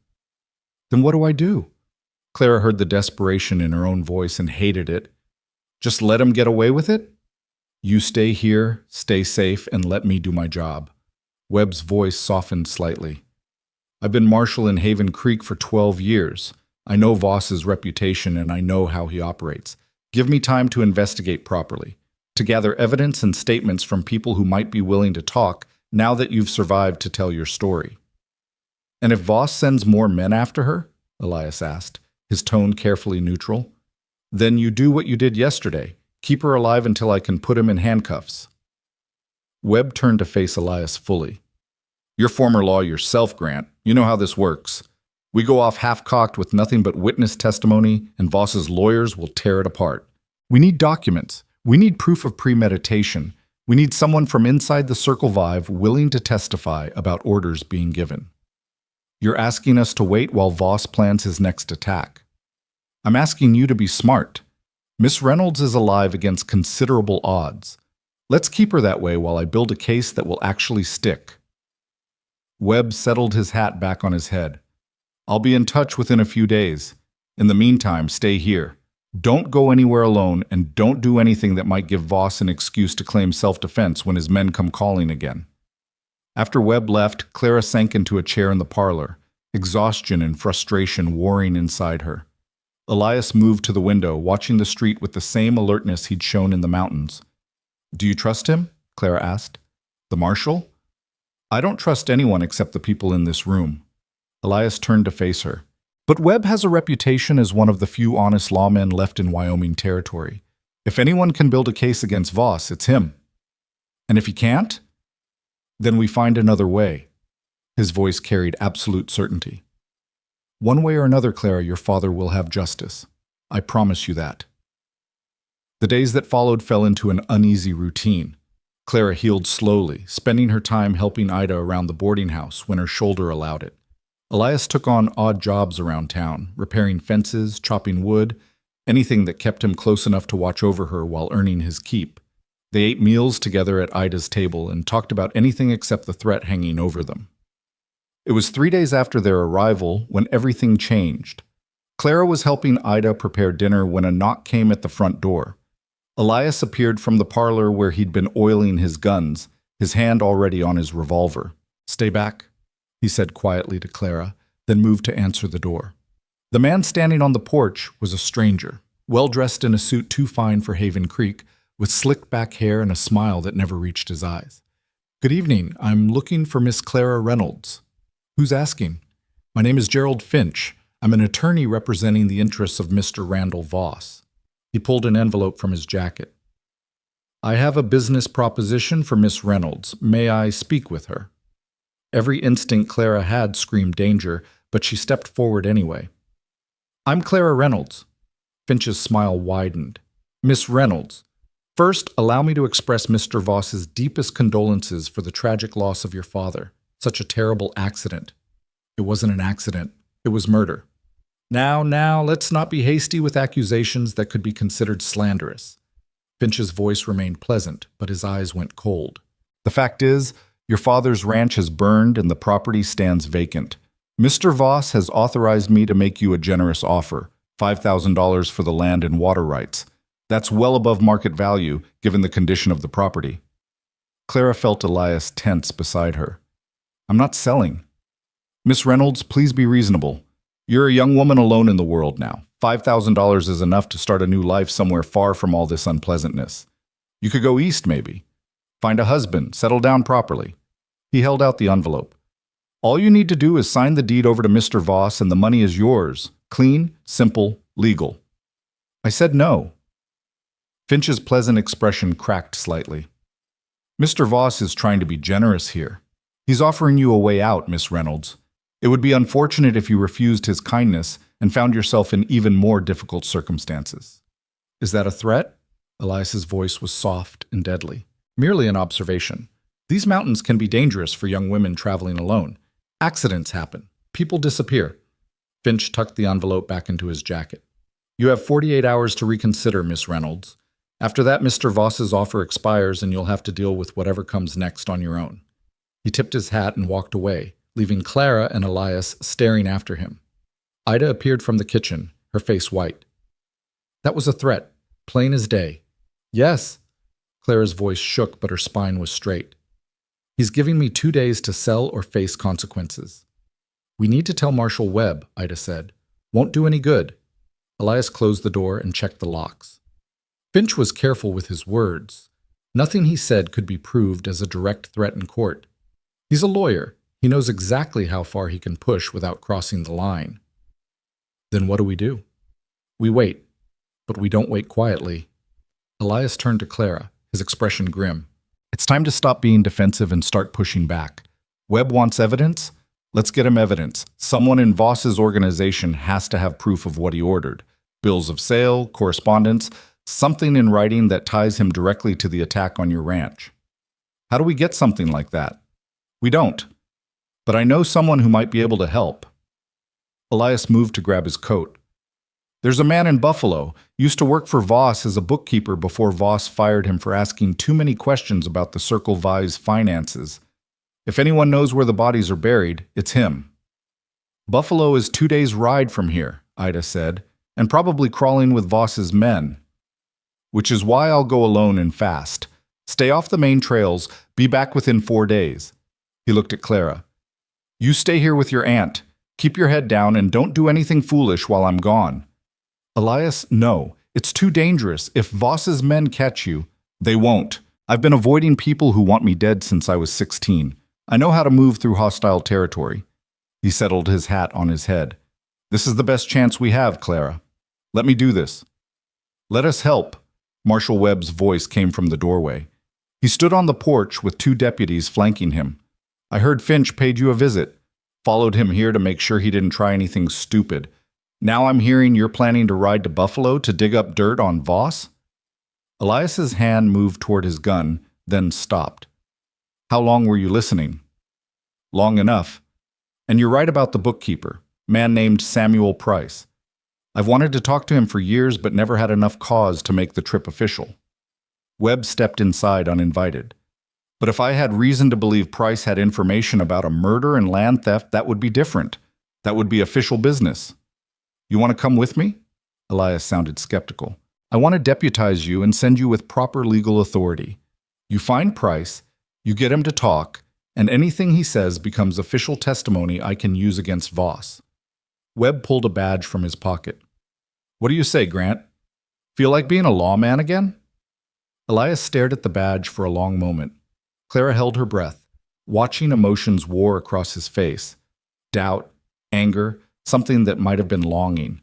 Finally, he reached out and took the badge. All right. But I work my way. No interference. Agreed. Just bring me something I can use in court. Webb turned to Clara.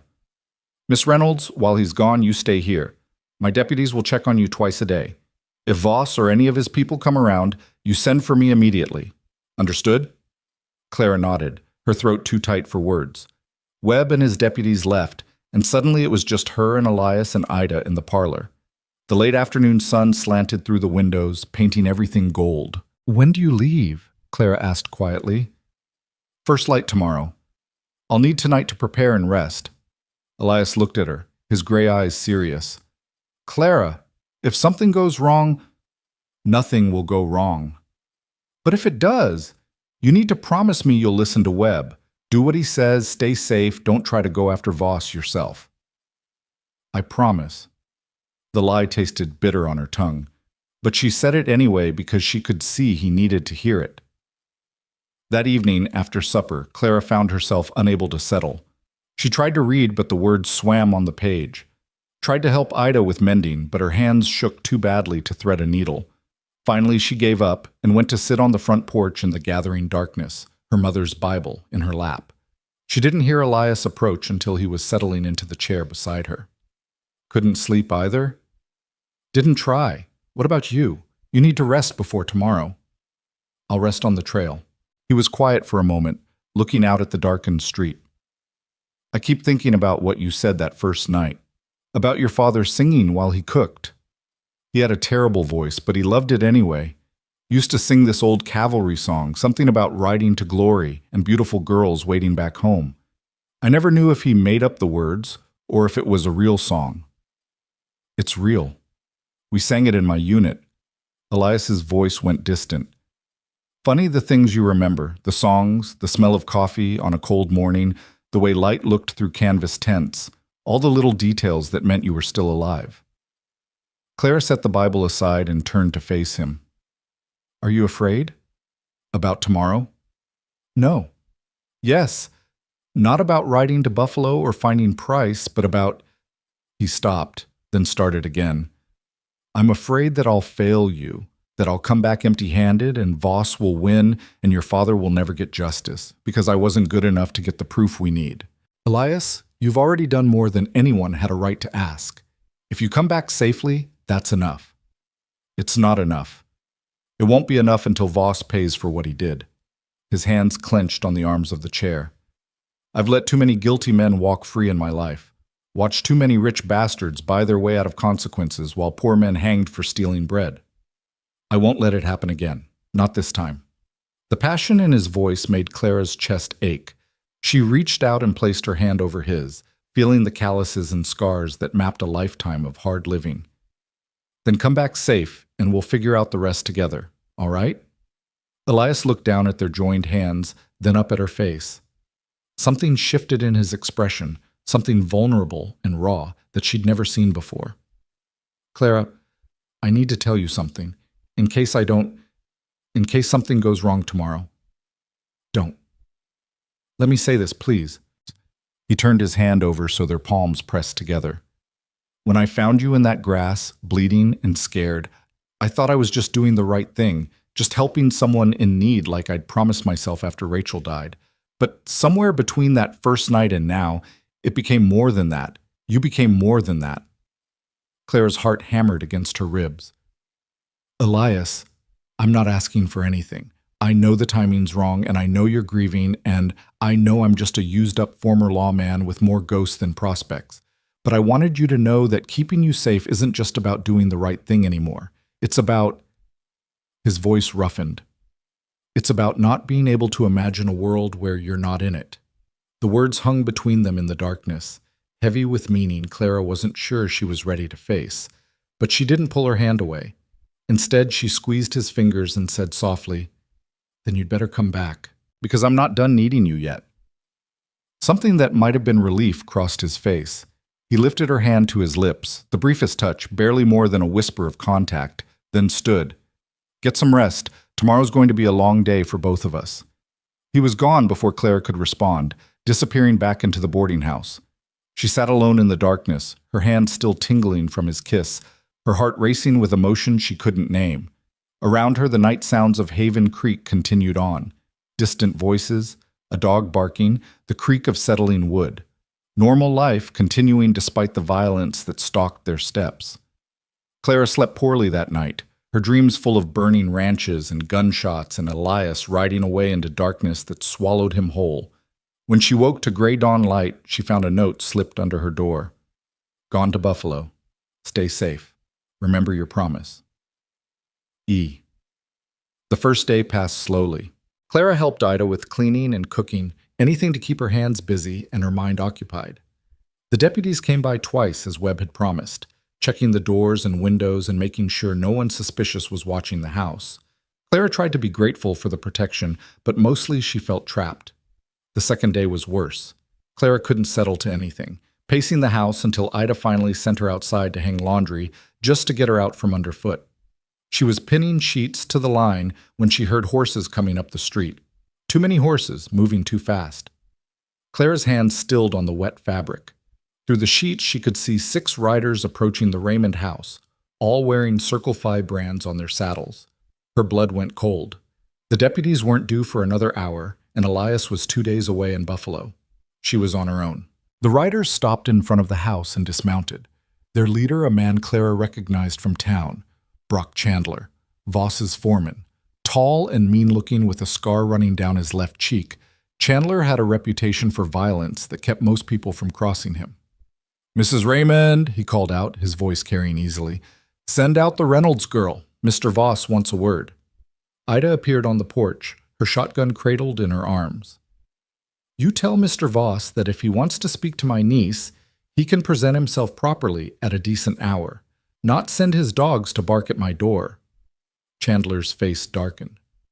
"That's mighty bold talk for a woman alone. Where's that cowboy been playing bodyguard? Run off and left you two to fend for yourselves?" "We're not alone." Ida's voice stayed steady despite the odds. "This town has law, and Marshal Webb knows exactly who you are and why you're here. Webb's in Buffalo on business. Won't be back for days." Chandler smiled, and it was an ugly thing, which means there's nobody to help you if we decide to come inside and get what we came for. So I'll ask one more time, send out Clara Reynolds or we'll come in and drag her out. Clara stepped out from behind the laundry, her heart hammering but her chin high. She couldn't let Ida face this alone. "I'm right here. What does Voss want?" "There she is, pretty as a picture despite that bullet hole in your shoulder." Chandler's eyes traveled over her in a way that made her skin crawl. "Mr. Voss sent us to escort you to the Circle 5. Says he wants to discuss your father's property face to face. Settle this business like civilized people." "I'm not going anywhere with you." "Afraid that wasn't a request, sweetheart." Chandler nodded to his men, who started moving toward the porch. "Boys, go get her." "Stop right there." The voice cracked like a whip from down the street. Marshal Webb stood at the corner with his 2 deputies, all 3 with rifles raised. "Chandler, you and your men mount up and ride out of Haven Creek. Now." "I thought you were in Buffalo, Marshal." "Did you?" "Funny thing about that. I changed my plans when I heard Voss's lawyer had threatened Miss Reynolds. Decided Buffalo could wait a day or 2 while I kept an eye on things here." Webb moved closer, his rifle never wavering. "Now you have about 10 seconds to get on those horses before I start arresting people for harassment and trespassing." Chandler's jaw worked like he was chewing leather. For a moment, Clara thought he'd refuse, thought violence was about to erupt right there on her aunt's front lawn. Then he spat in the dirt and gestured to his men. "This isn't over. Tell your niece she's just making things harder on herself. Voss always gets what he wants. Always." They mounted and rode out at a gallop, kicking up dust that hung in the air long after they'd disappeared. Webb approached the porch, lowering his rifle. "You two all right?" "We're fine, thanks to you." Ida's voice shook slightly now that the danger had passed. "How did you know they'd come?" "I didn't, but I know how men like Voss think. Grant leaves town. They figure Miss Reynolds is vulnerable. Perfect time to apply pressure." Webb looked at Clara. "Grant was right about one thing.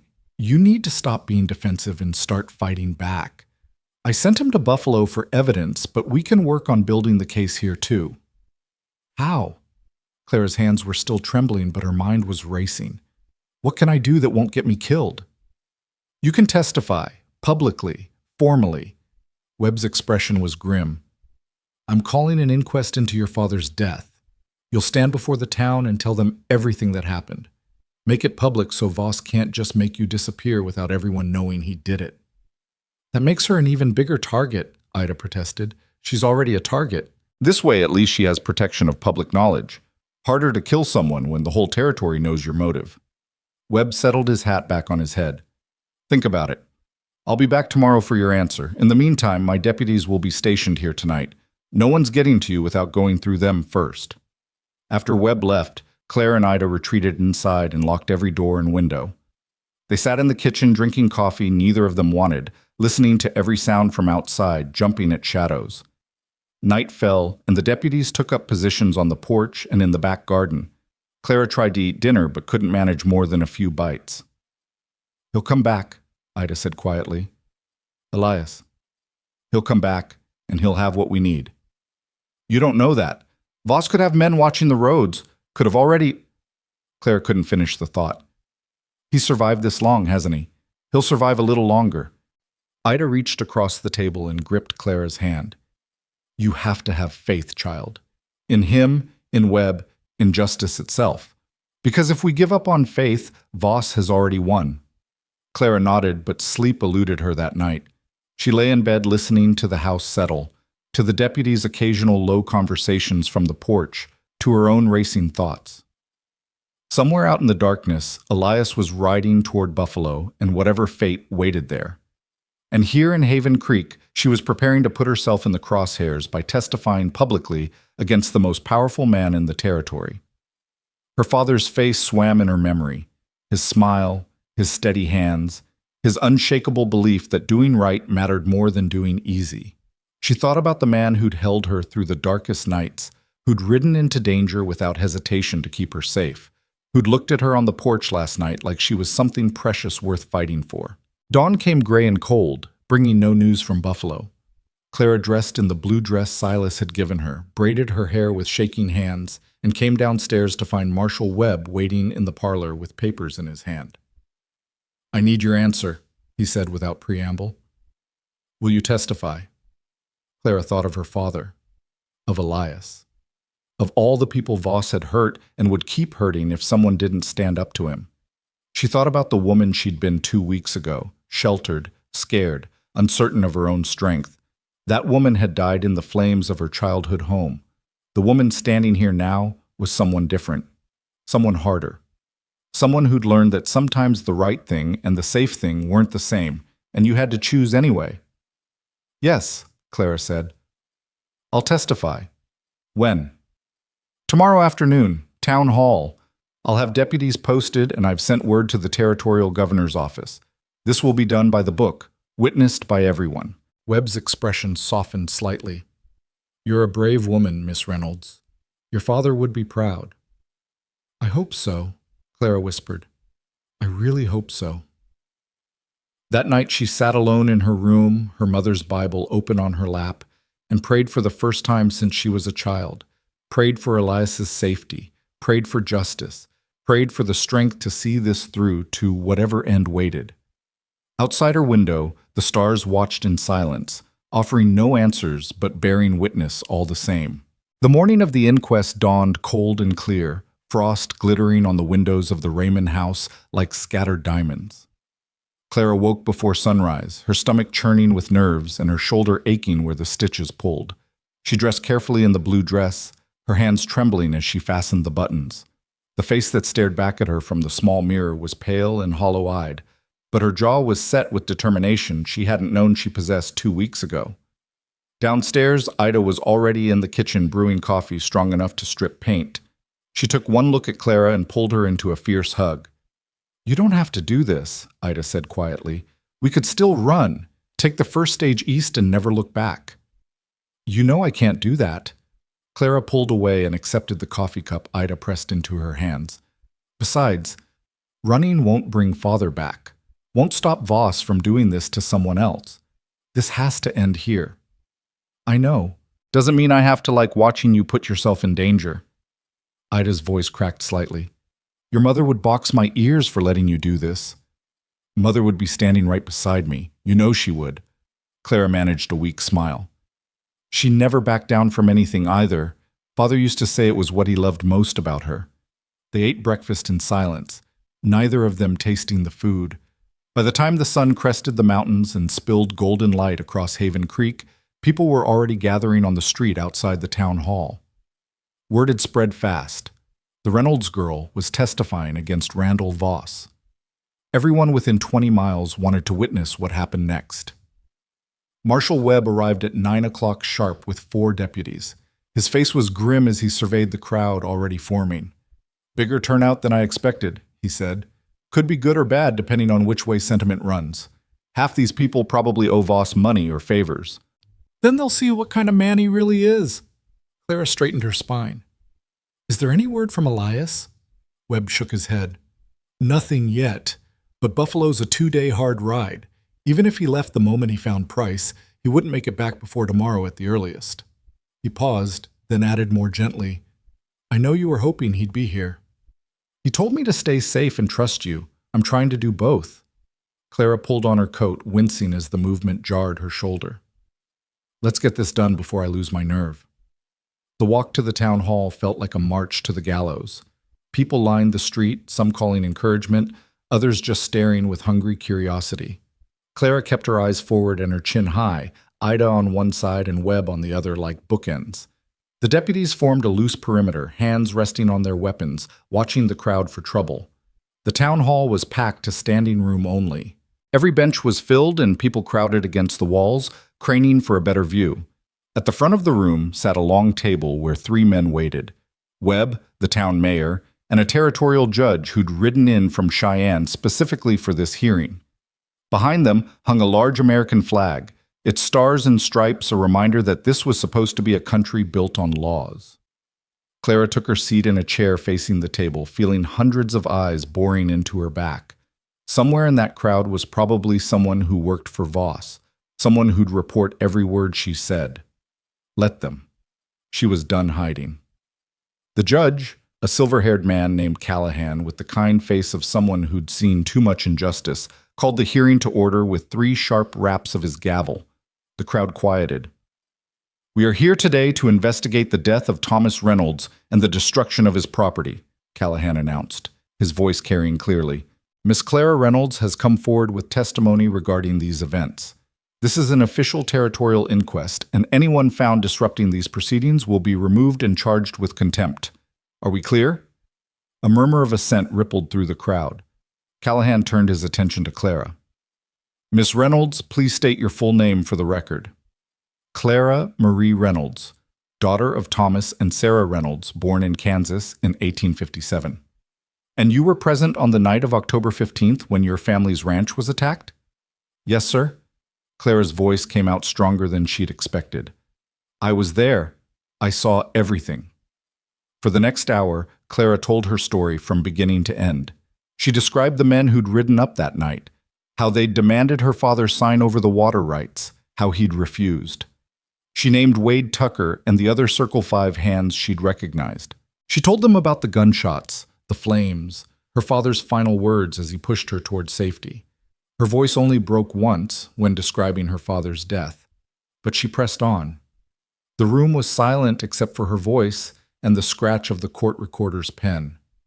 Even the people who probably wanted to dismiss her testimony seemed held by the raw truth in her words. "And after you escaped through the window," Judge Callahan asked gently, "what happened then?" Clara told them about collapsing in the grass, about Elias finding her and carrying her to safety. She told them about Silas Perkins and the journey through the mountains. She told them about the ambush and shooting the man who'd come at her with a gun. Through it all, she kept her eyes on the judge's face, refusing to look at the crowd and see doubt or disbelief. When she finished, silence filled the town hall like standing water. Then a voice from the back of the room shattered it. "That's a fine story, young lady. Real tearjerker. Only problem is, it's a lie." Every head turned. Randall Voss himself stood in the doorway, flanked by his lawyer Finch and half a dozen Circle 5 hands, including Brock Chandler. Voss was a big man running to fat, with a florid face and cold blue eyes that calculated the value of everything they saw. He wore an expensive suit and a smile that never reached those eyes. "Mr. Voss," Judge Callahan said sharply, "this is a closed hearing. You have no right to—" "I have every right to defend myself against slander, Your Honor. This girl is accusing me and my men of murder and arson. Those are serious charges that could destroy a man's reputation." Voss walked down the center aisle like he owned the room. Maybe he did. Clara saw several people shrink back as he passed, saw the fear in their eyes. Now I'm a reasonable man. I understand Miss Reynolds has suffered a terrible tragedy. Her father died in a fire. That's documented fact. But to claim my men started that fire? To claim I ordered it? That's pure fantasy born of grief. I know what I saw, Clara said, her voice cutting through his smooth words like a knife. Your men killed my father. Tucker admitted as much before Elias shot him. Ah, yes, the mysterious Elias Grant, a known killer and former lawman run out of New Mexico for excessive violence. Real, reliable witness there. Voss turned to address the crowd. Folks, we all know tragedy can make people see things that aren't there. Miss Reynolds is a traumatized young woman who's been taken advantage of by a violent drifter with a grudge against authority. She needs our sympathy, not our condemnation, and she certainly doesn't need to be used as a weapon against honest businessmen. The crowd was murmuring now, some nodding along with Voss's words. Clara felt panic rising in her throat. He was doing it, turning her testimony into something questionable, something that could be dismissed as hysteria or manipulation. Mr. Voss, Judge Callahan said coldly, you will address this court properly or you will be removed. Miss Reynolds' testimony stands on its own merit. And does it? Finch stepped forward, all smooth lawyer confidence. Your Honor, without corroborating evidence or witnesses, this is simply one person's word against my client's. And given that Miss Reynolds has considerable financial motive to make these accusations, specifically avoiding legal sale of property that now has no owner, I think we need to question the validity of her claims. My father's dead. Clara was on her feet now, hands clenched into fists. You murdered him for land and water, and now you're standing here lying about it like his life meant nothing. Careful, Miss Reynolds, Finch said smoothly. Continued slander could result in legal action against you personally. The threat hung in the air like poison. Clara felt tears of rage burning behind her eyes, but refused to let them fall. She would not give Voss the satisfaction of seeing her break. Your Honor, Marshal Webb stood, his hand resting on his holstered gun. I'd like to call a witness who can corroborate Miss Reynolds' testimony. What witness? Finch demanded. According to Miss Reynolds herself, everyone at that ranch died except her. Not everyone who worked for Mr. Voss. Webb moved to the door and opened it. Samuel Price, please come in. The man who entered was thin and nervous-looking, with wire-rimmed spectacles and ink-stained fingers. He kept his eyes down as he walked to the front of the room, but Clara saw Voss's face go dark with rage. Price, Voss growled. What the hell do you think you're doing? Telling the truth for once in my miserable life, Price said quietly. He pulled a leather satchel from under his coat and set it on the table in front of Judge Callahan. That's 5 years of Circle 5 financial records, correspondence, and orders, including a letter dated October 10th where Mr. Voss explicitly instructs his foreman to handle the Reynolds problem permanently and make sure there's nothing left to dispute. The courtroom erupted. Voss lunged forward, but Webb and his deputies were faster, pinning the cattle baron's arms before he could reach Price. Finch was shouting about illegal search and seizure. Judge Callahan was hammering his gavel and demanding order. Through it all, Clara stood frozen, hardly daring to believe what she was hearing. Where did you get those? Voss roared, struggling against the deputy's grip. Those are private documents. You had no right. I was your bookkeeper for 8 years, Price said, his voice shaking but determined. I kept copies of everything because I knew someday you'd go too far and I wanted insurance. When Marshal Webb's man came asking questions, I decided it was time to do the right thing. He looked at Clara for the first time. I'm sorry about your father, miss. He was a good man, better than most of us deserved. Judge Callahan had the satchel open and was reading through documents with increasingly grim expression. After several long minutes, he looked up at Voss. Randall Voss, based on the evidence presented here today, and the testimony of Miss Reynolds and Mr. Price, I am ordering your immediate arrest on charges of conspiracy to commit murder, arson, and land theft. You will be held without bail pending trial in Cheyenne. He turned to Webb. Marshal, take him into custody. The room exploded again. Some people cheering, others shouting in protest, still others just stunned into silence. Voss fought like a cornered animal as the deputies hauled him toward the door, his face purple with rage. This isn't over, he screamed at Clara. You hear me, girl? I have friends in high places. I'll be out in a week, and when I am, you'll regret every word you said here today. Keep threatening witnesses, Voss, Judge Callahan said coldly. It's doing wonders for your case. They dragged him out, still shouting threats. Chandler and the other Circle 5 hands melted away into the crowd, suddenly eager to be anywhere else. Finch gathered his papers with shaking hands, his smooth confidence shattered. Clara sank back into her chair, her legs refusing to hold her any longer. It was done. Actually done. Voss was arrested, the evidence was documented, justice was finally within reach. She waited for relief to come, for triumph, for anything except the hollow exhaustion that filled her chest. Miss Reynolds, Judge Callahan's voice was gentle. Are you all right? I don't know, Clara said honestly. I don't know what I am. Ida was there then, pulling Clara into her arms and letting her finally cry. Great shaking sobs that carried 2 weeks of fear and grief and rage, spilling out in the packed courtroom while people watched and whispered. Clara didn't care anymore. Let them see. Let them know what Randall Voss had cost her. When she'd cried herself empty, she pulled back and wiped her eyes. Where's Samuel Price? I need to thank him. But Price had already slipped away, disappearing into the crowd before anyone could stop him. Webb shook his head when Clara asked. Man's probably halfway to California by now. He knew testifying against Voss would make him a target for anyone still loyal to the Circle 5. Smart of him to run while he could. Will Voss really go to trial? He will. And with that evidence Price provided, he'll hang for what he did. Webb's expression was grim. But the man was right about one thing. He does have friends. This fight isn't over yet, Miss Reynolds. Voss will hire the best lawyers money can buy. It could be months before this sees a courtroom, and every day until then you'll be in danger from Circle 5 hands looking to help their boss. The temporary relief Clara had felt evaporated. So what do I do? Just hide and wait? You rebuild. The voice came from the doorway, rough and familiar and impossible. Clara spun around, and there was Elias, dusty from hard riding, with exhaustion written in every line of his face. He crossed the room in 3 long strides and stopped in front of her, his gray eyes searching her face. You rebuild your ranch, you rebuild your life, and you show Voss and everyone like him that you can't be broken. That's how you win. Elias! Clara's voice broke on his name.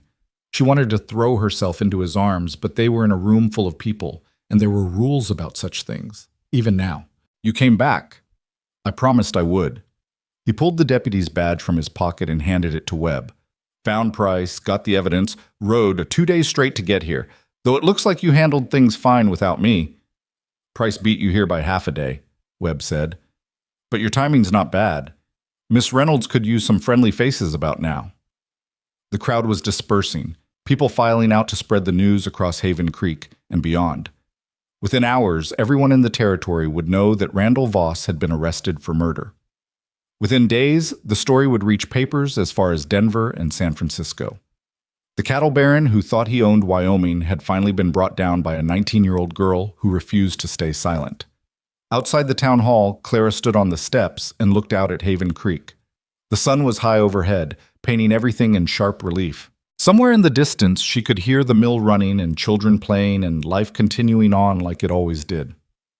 What are you thinking? Elias asked quietly, standing beside her. I'm thinking my father would be proud. And I'm thinking I have no idea what comes next.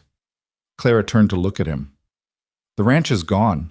I have no money, no prospects, just a land claim covered in ashes and a cattle baron who wants me dead. Where do I even start? You start by not being alone. Ida joined them on the steps, her face set with determination. The boarding house is yours as long as you need it. And I've got some money saved, not much, but enough to help you get back on your feet. We're family, Clara. We take care of our own. And you've got people who'll help rebuild. Elias gestured to where several townspeople were approaching, including old Silas Perkins riding a mule that looked older than he was. Word's already spreading. Folks who were too scared to stand up to Voss before are going to be lining up to help the girl who brought him down. Silas dismounted with a grunt and tipped his hat to Clara. Heard what you did in there? Took guts. Your pa would be bursting with pride. He pulled a folded paper from his pocket. This here's the deed to my old claim up by Cascade Creek. It's played out for gold, but there's good timber and a spring that never runs dry. I'm too old to work it anymore. Figure you could use it to get started again. Clara stared at the deed, tears pricking her eyes again. Silas, I can't. You can and you will. Martha always said the best way to honor the dead is to help the living. So take it, build something good, and name your first daughter after my wife. That's payment enough. He pressed the deed into her hands and remounted his mule before she could argue further. Over the next hour, more people came. The mill owner offered timber at cost. A rancher she'd never met promised seed cattle come spring. A seamstress brought 2 dresses she'd made, saying every woman needed proper clothes. Small gestures, most of them, but they added up to something that felt like hope. By the time they walked back to the boarding house, Clara's arms were full of donated supplies, and her heart was full of something she couldn't quite name. The deputies had escorted Voss to the territorial jail in Buffalo, and Webb promised to station men at the Raymond house until the trial was concluded. That evening, after dinner and after Ida had retired to her room, Clara found Elias on the front porch again. He'd cleaned up from the trail and changed clothes, but the exhaustion still showed in the set of his shoulders. 2 days of hard riding, Clara said, settling into the chair beside him. You must be dead on your feet. Worth it, though I'm sorry I wasn't here when you faced Voss. That must have been hard. It was, but I did it. Actually stood up and told the truth and didn't back down even when he tried to twist everything. Clara was quiet for a moment. I keep waiting to feel different, like bringing Voss to justice should have changed something inside me. But I still feel broken. Is that normal? Broken things can be mended. Elias's voice was soft. Won't happen overnight, but it happens. You'll wake up one morning and realize you slept through the night without nightmares. You'll catch yourself smiling at something small. Bit by bit, you'll put yourself back together, and you'll be stronger for it. Is that what happened to you after your sister? Eventually. Took years, but eventually. He turned to look at her. And it helped to find something worth fighting for. Someone worth protecting. The weight of his gaze made Clara's breath catch. Elias, about what you said the other night. You don't have to respond. I wasn't asking for anything. I know, but I want to. Clara reached for his hand, lacing their fingers together. When you found me in that grass, I thought my life was over. I'd lost everything, and I was ready to die. But you wouldn't let me. You carried me through the darkness, and you held me when the nightmares came, and you never asked for anything except that I keep fighting. And somewhere along the way, I stopped being afraid of the dark because I knew you'd be there. Clara, let me finish. She squeezed his hand. I don't know what the future holds. Don't know if we'll get through Voss's trial alive, or if I'll ever stop seeing my father's face in my dreams.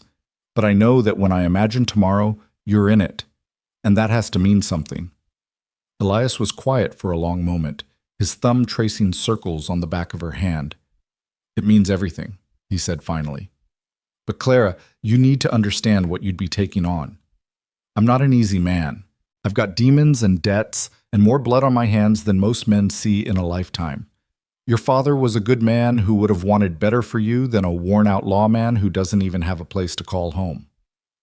My father would have wanted someone who'd keep me safe and treat me right. Someone who'd stand beside me when things got hard instead of running. Someone who sees me as strong instead of fragile. Clara turned to face him fully. That sounds like you to me.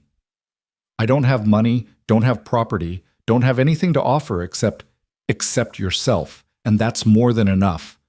Clara leaned closer, her heart hammering. Unless you don't want... He kissed her then, cutting off her words. It was gentle and careful, nothing like the rough urgency she might have expected. His hand came up to cup her cheek, his thumb brushing away tears she hadn't realized were falling. When they finally pulled apart, both breathing hard, his forehead rested against hers. I want, he said quietly. God help me. I want more than I have any right to. Then take it, take me, take tomorrow and the day after, and every day we manage to survive. Claire's voice was fierce. I'm done being scared, Elias. Life's too short and too hard to spend it alone when you could be with someone who makes you feel whole. They stayed like that for a long time. Foreheads pressed together, hands clasped tight. Around them, Haven Creek settled into night, and the stars came out one by one. Somewhere in Buffalo, Randall Voss sat in a jail cell. Somewhere in the mountains, the ruins of the Reynolds Ranch slowly succumbed to weather and time. But here on this porch, two broken people held on to each other and dared to imagine a future that didn't hurt quite so much. The trial came 3 months later, in January, when the mountains were buried in snow and the whole territory seemed to be holding its breath. Clara and Elias traveled to Cheyenne with Marshall Webb and half the town of Haven Creek, people who'd decided that bearing witness mattered, that standing together was the only way to face down men like Voss. The trial lasted 2 weeks. Clara testified again, this time in a real courtroom with Voss glaring at her from the defendant's table. Samuel Price testified too, appearing long enough to present his evidence before disappearing back into whatever new life he'd built. Other witnesses came forward, ranch hands who'd seen things and stayed silent, townspeople who'd been threatened, even a few Circle 5 employees who decided their loyalty had limits. The jury deliberated for 6 hours. When they returned with a guilty verdict on all counts, Clara felt something inside her finally unclench. Justice, real justice, was possible after all. Randall Voss was sentenced to hang. He went to the gallows 3 weeks later, still cursing and threatening to the end. Clara didn't attend the execution. She'd seen enough death. But she felt it when it happened, felt the world shift slightly, becoming a place with one less monster in it. By spring, the snow had melted and Clara was ready to rebuild. She sold what remained of her father's land to a family of homesteaders from Missouri, keeping only the water rights. Those she donated to the town of Haven Creek, ensuring no one else could try to monopolize the resource that had cost her father his life. With the money from the sale and donations from townspeople and Silas's timber claim, she began planning. Elias had stayed through the winter, taking work as Webb's deputy when the marshal offered it. He'd moved into the boarding house properly, in a room down the hall from Clara's, and if anyone in town thought it was scandalous, they kept it to themselves. The man who'd brought down Randall Voss had earned his place in Haven Creek. On a warm day in May, Clara and Elias rode out to Silas's old claim with a wagon full of supplies. The timber claim sat in a valley carved by Cascade Creek, with tall pines and clear water and enough flat land for a cabin and maybe some livestock. It was beautiful and empty and full of promise. "This is it," Clara said, dismounting and looking around. "This is where we start over." Elias climbed down beside her. Over the winter he'd put on weight, and the haunted look had faded from his eyes. He looked younger now, or maybe just more alive. "We? Well, I can't build a ranch by myself, and Webb said you're wasting your talents playing deputy in a quiet town." Clara turned to face him, her heart in her throat. "I was thinking maybe you'd want to be partners, run cattle together, build something that's ours instead of just mine. Unless, yes." He didn't let her finish. "Yes to all of it. Partners, ranch, future, all of it." Clara laughed, the sound bright and clear. "You didn't even let me finish the proposal." "Didn't need to. I've been waiting for you to ask since December." He pulled her close, his arms circling her waist. "I love you, Clara Reynolds. Have since somewhere around the time you shot that Circle 5 hand and barely blinked. Figured I should probably mention that before we go into business together. I love you too. Have since you held me through that first terrible night and didn't ask for anything I wasn't ready to give." She tilted her face up to his. "So, partners in business and in life? Partners in everything." He kissed her then, long and deep and full of promise. When they finally pulled apart, both breathless, the sun was high overhead, and the valley spread out before them like a canvas waiting to be painted.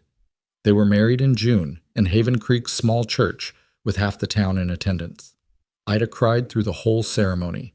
Marshall Webb gave Clara away since her father couldn't be there to do it. Silas played his cracked fiddle for the dance afterward, and if the music was more enthusiasm than skill, no one complained. Clara wore a dress of cream-colored silk that Ida had commissioned from Denver, with her mother's locket at her throat and wildflowers in her hair. Elias wore his best suit and looked uncomfortable in it until Clara whispered that he was still the most handsome man she'd ever seen. He relaxed then, his smile soft and just for her. They spent their wedding night in the half-finished cabin at Silver Haven Ranch, the name they'd chosen for their new spread, honoring both the creek that ran through it and the town that had given them shelter. The cabin was barely more than walls and a roof, but it was theirs, built with their own hands and the help of friends who'd proven that community mattered.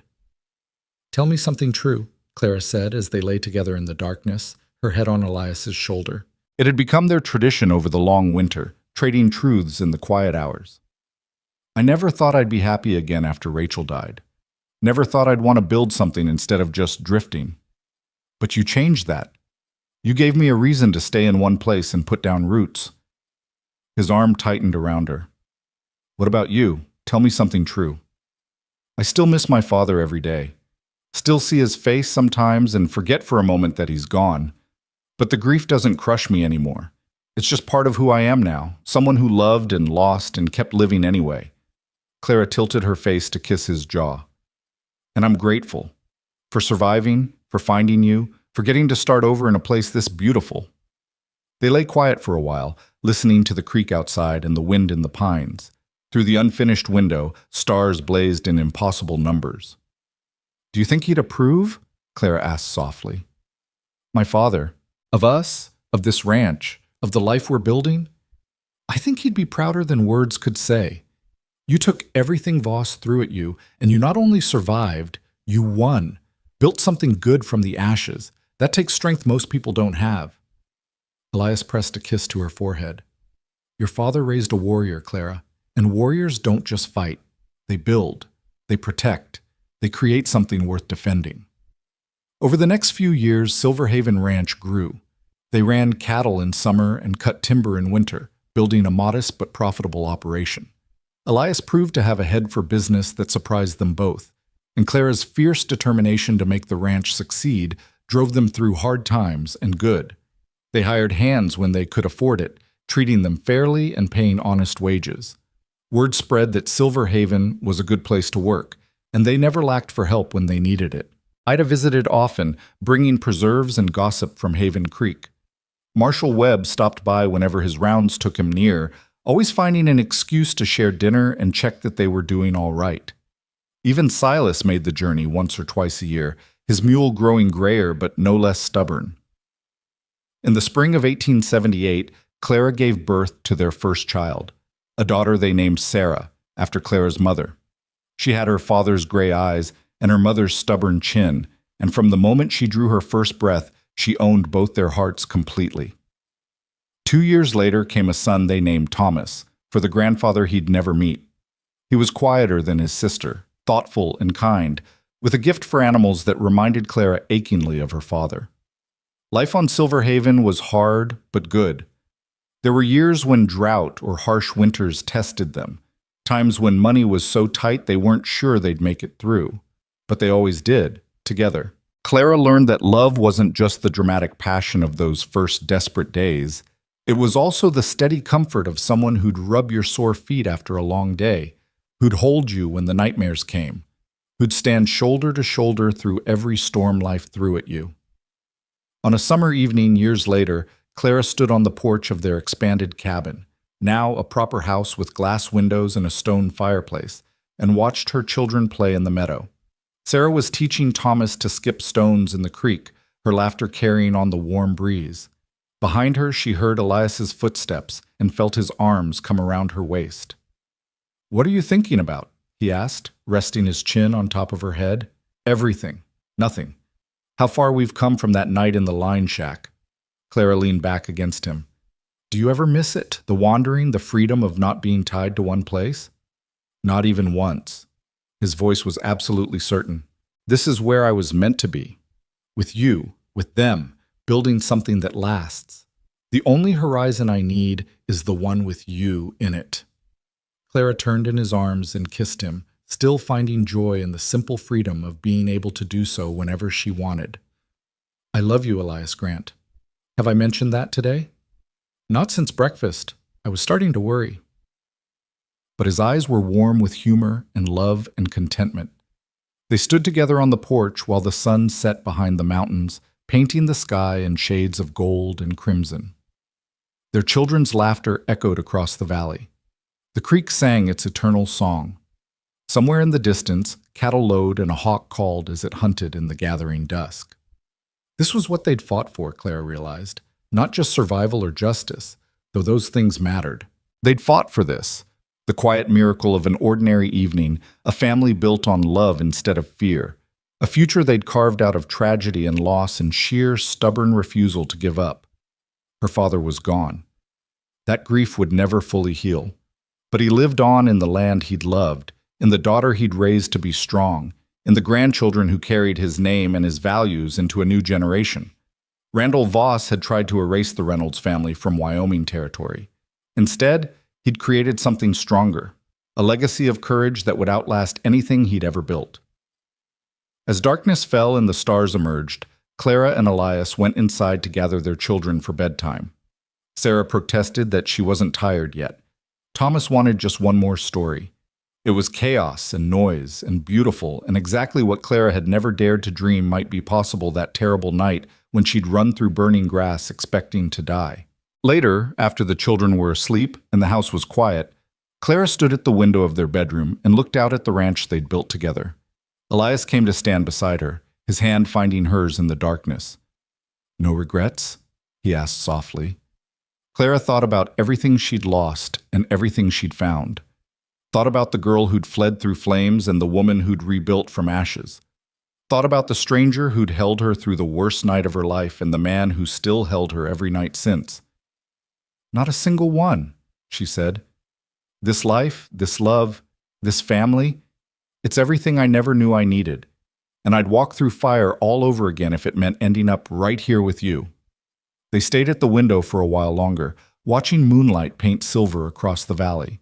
Tomorrow would bring its own challenges. There were fences to mend and cattle to check, and 1,000 other tasks that made up the reality of ranch life. But tonight was for gratitude, for remembering how far they'd come and how much they'd overcome to stand here together. The man who'd once asked nothing had given her everything: safety, justice, partnership, love, and a future bright with possibility. And the woman who'd thought her life ended in flames had learned that sometimes you had to lose everything to find what truly mattered. In the bedroom down the hall, Sarah stirred in her sleep and murmured something that might have been her grandfather's name. Thomas shifted in his crib, one small hand curling into a fist like he was already preparing to fight for what was his. And on the porch, the rocking chairs Elias had built creaked gently in the night breeze, waiting for tomorrow's stories. This was Silver Haven Ranch, built on blood and love and the kind of stubborn courage that turns tragedy into triumph. It wasn't perfect, but it was real. It wasn't easy, but it was worth every struggle. And as long as Clara and Elias drew breath, it would stand as a testament to the truth that some things are worth fighting for, and that love, real love, can be found even in the darkest of nights. The cowboy who'd held her and asked for nothing had become the man who gave her everything. And the girl who'd never slept beside a man until that terrible night had become a woman who couldn't imagine sleeping anywhere else but in his arms. Their story had begun in fire and fear, but it ended here, in peace and hope, and the quiet certainty that they'd found exactly where they belonged. Together, always together. Home.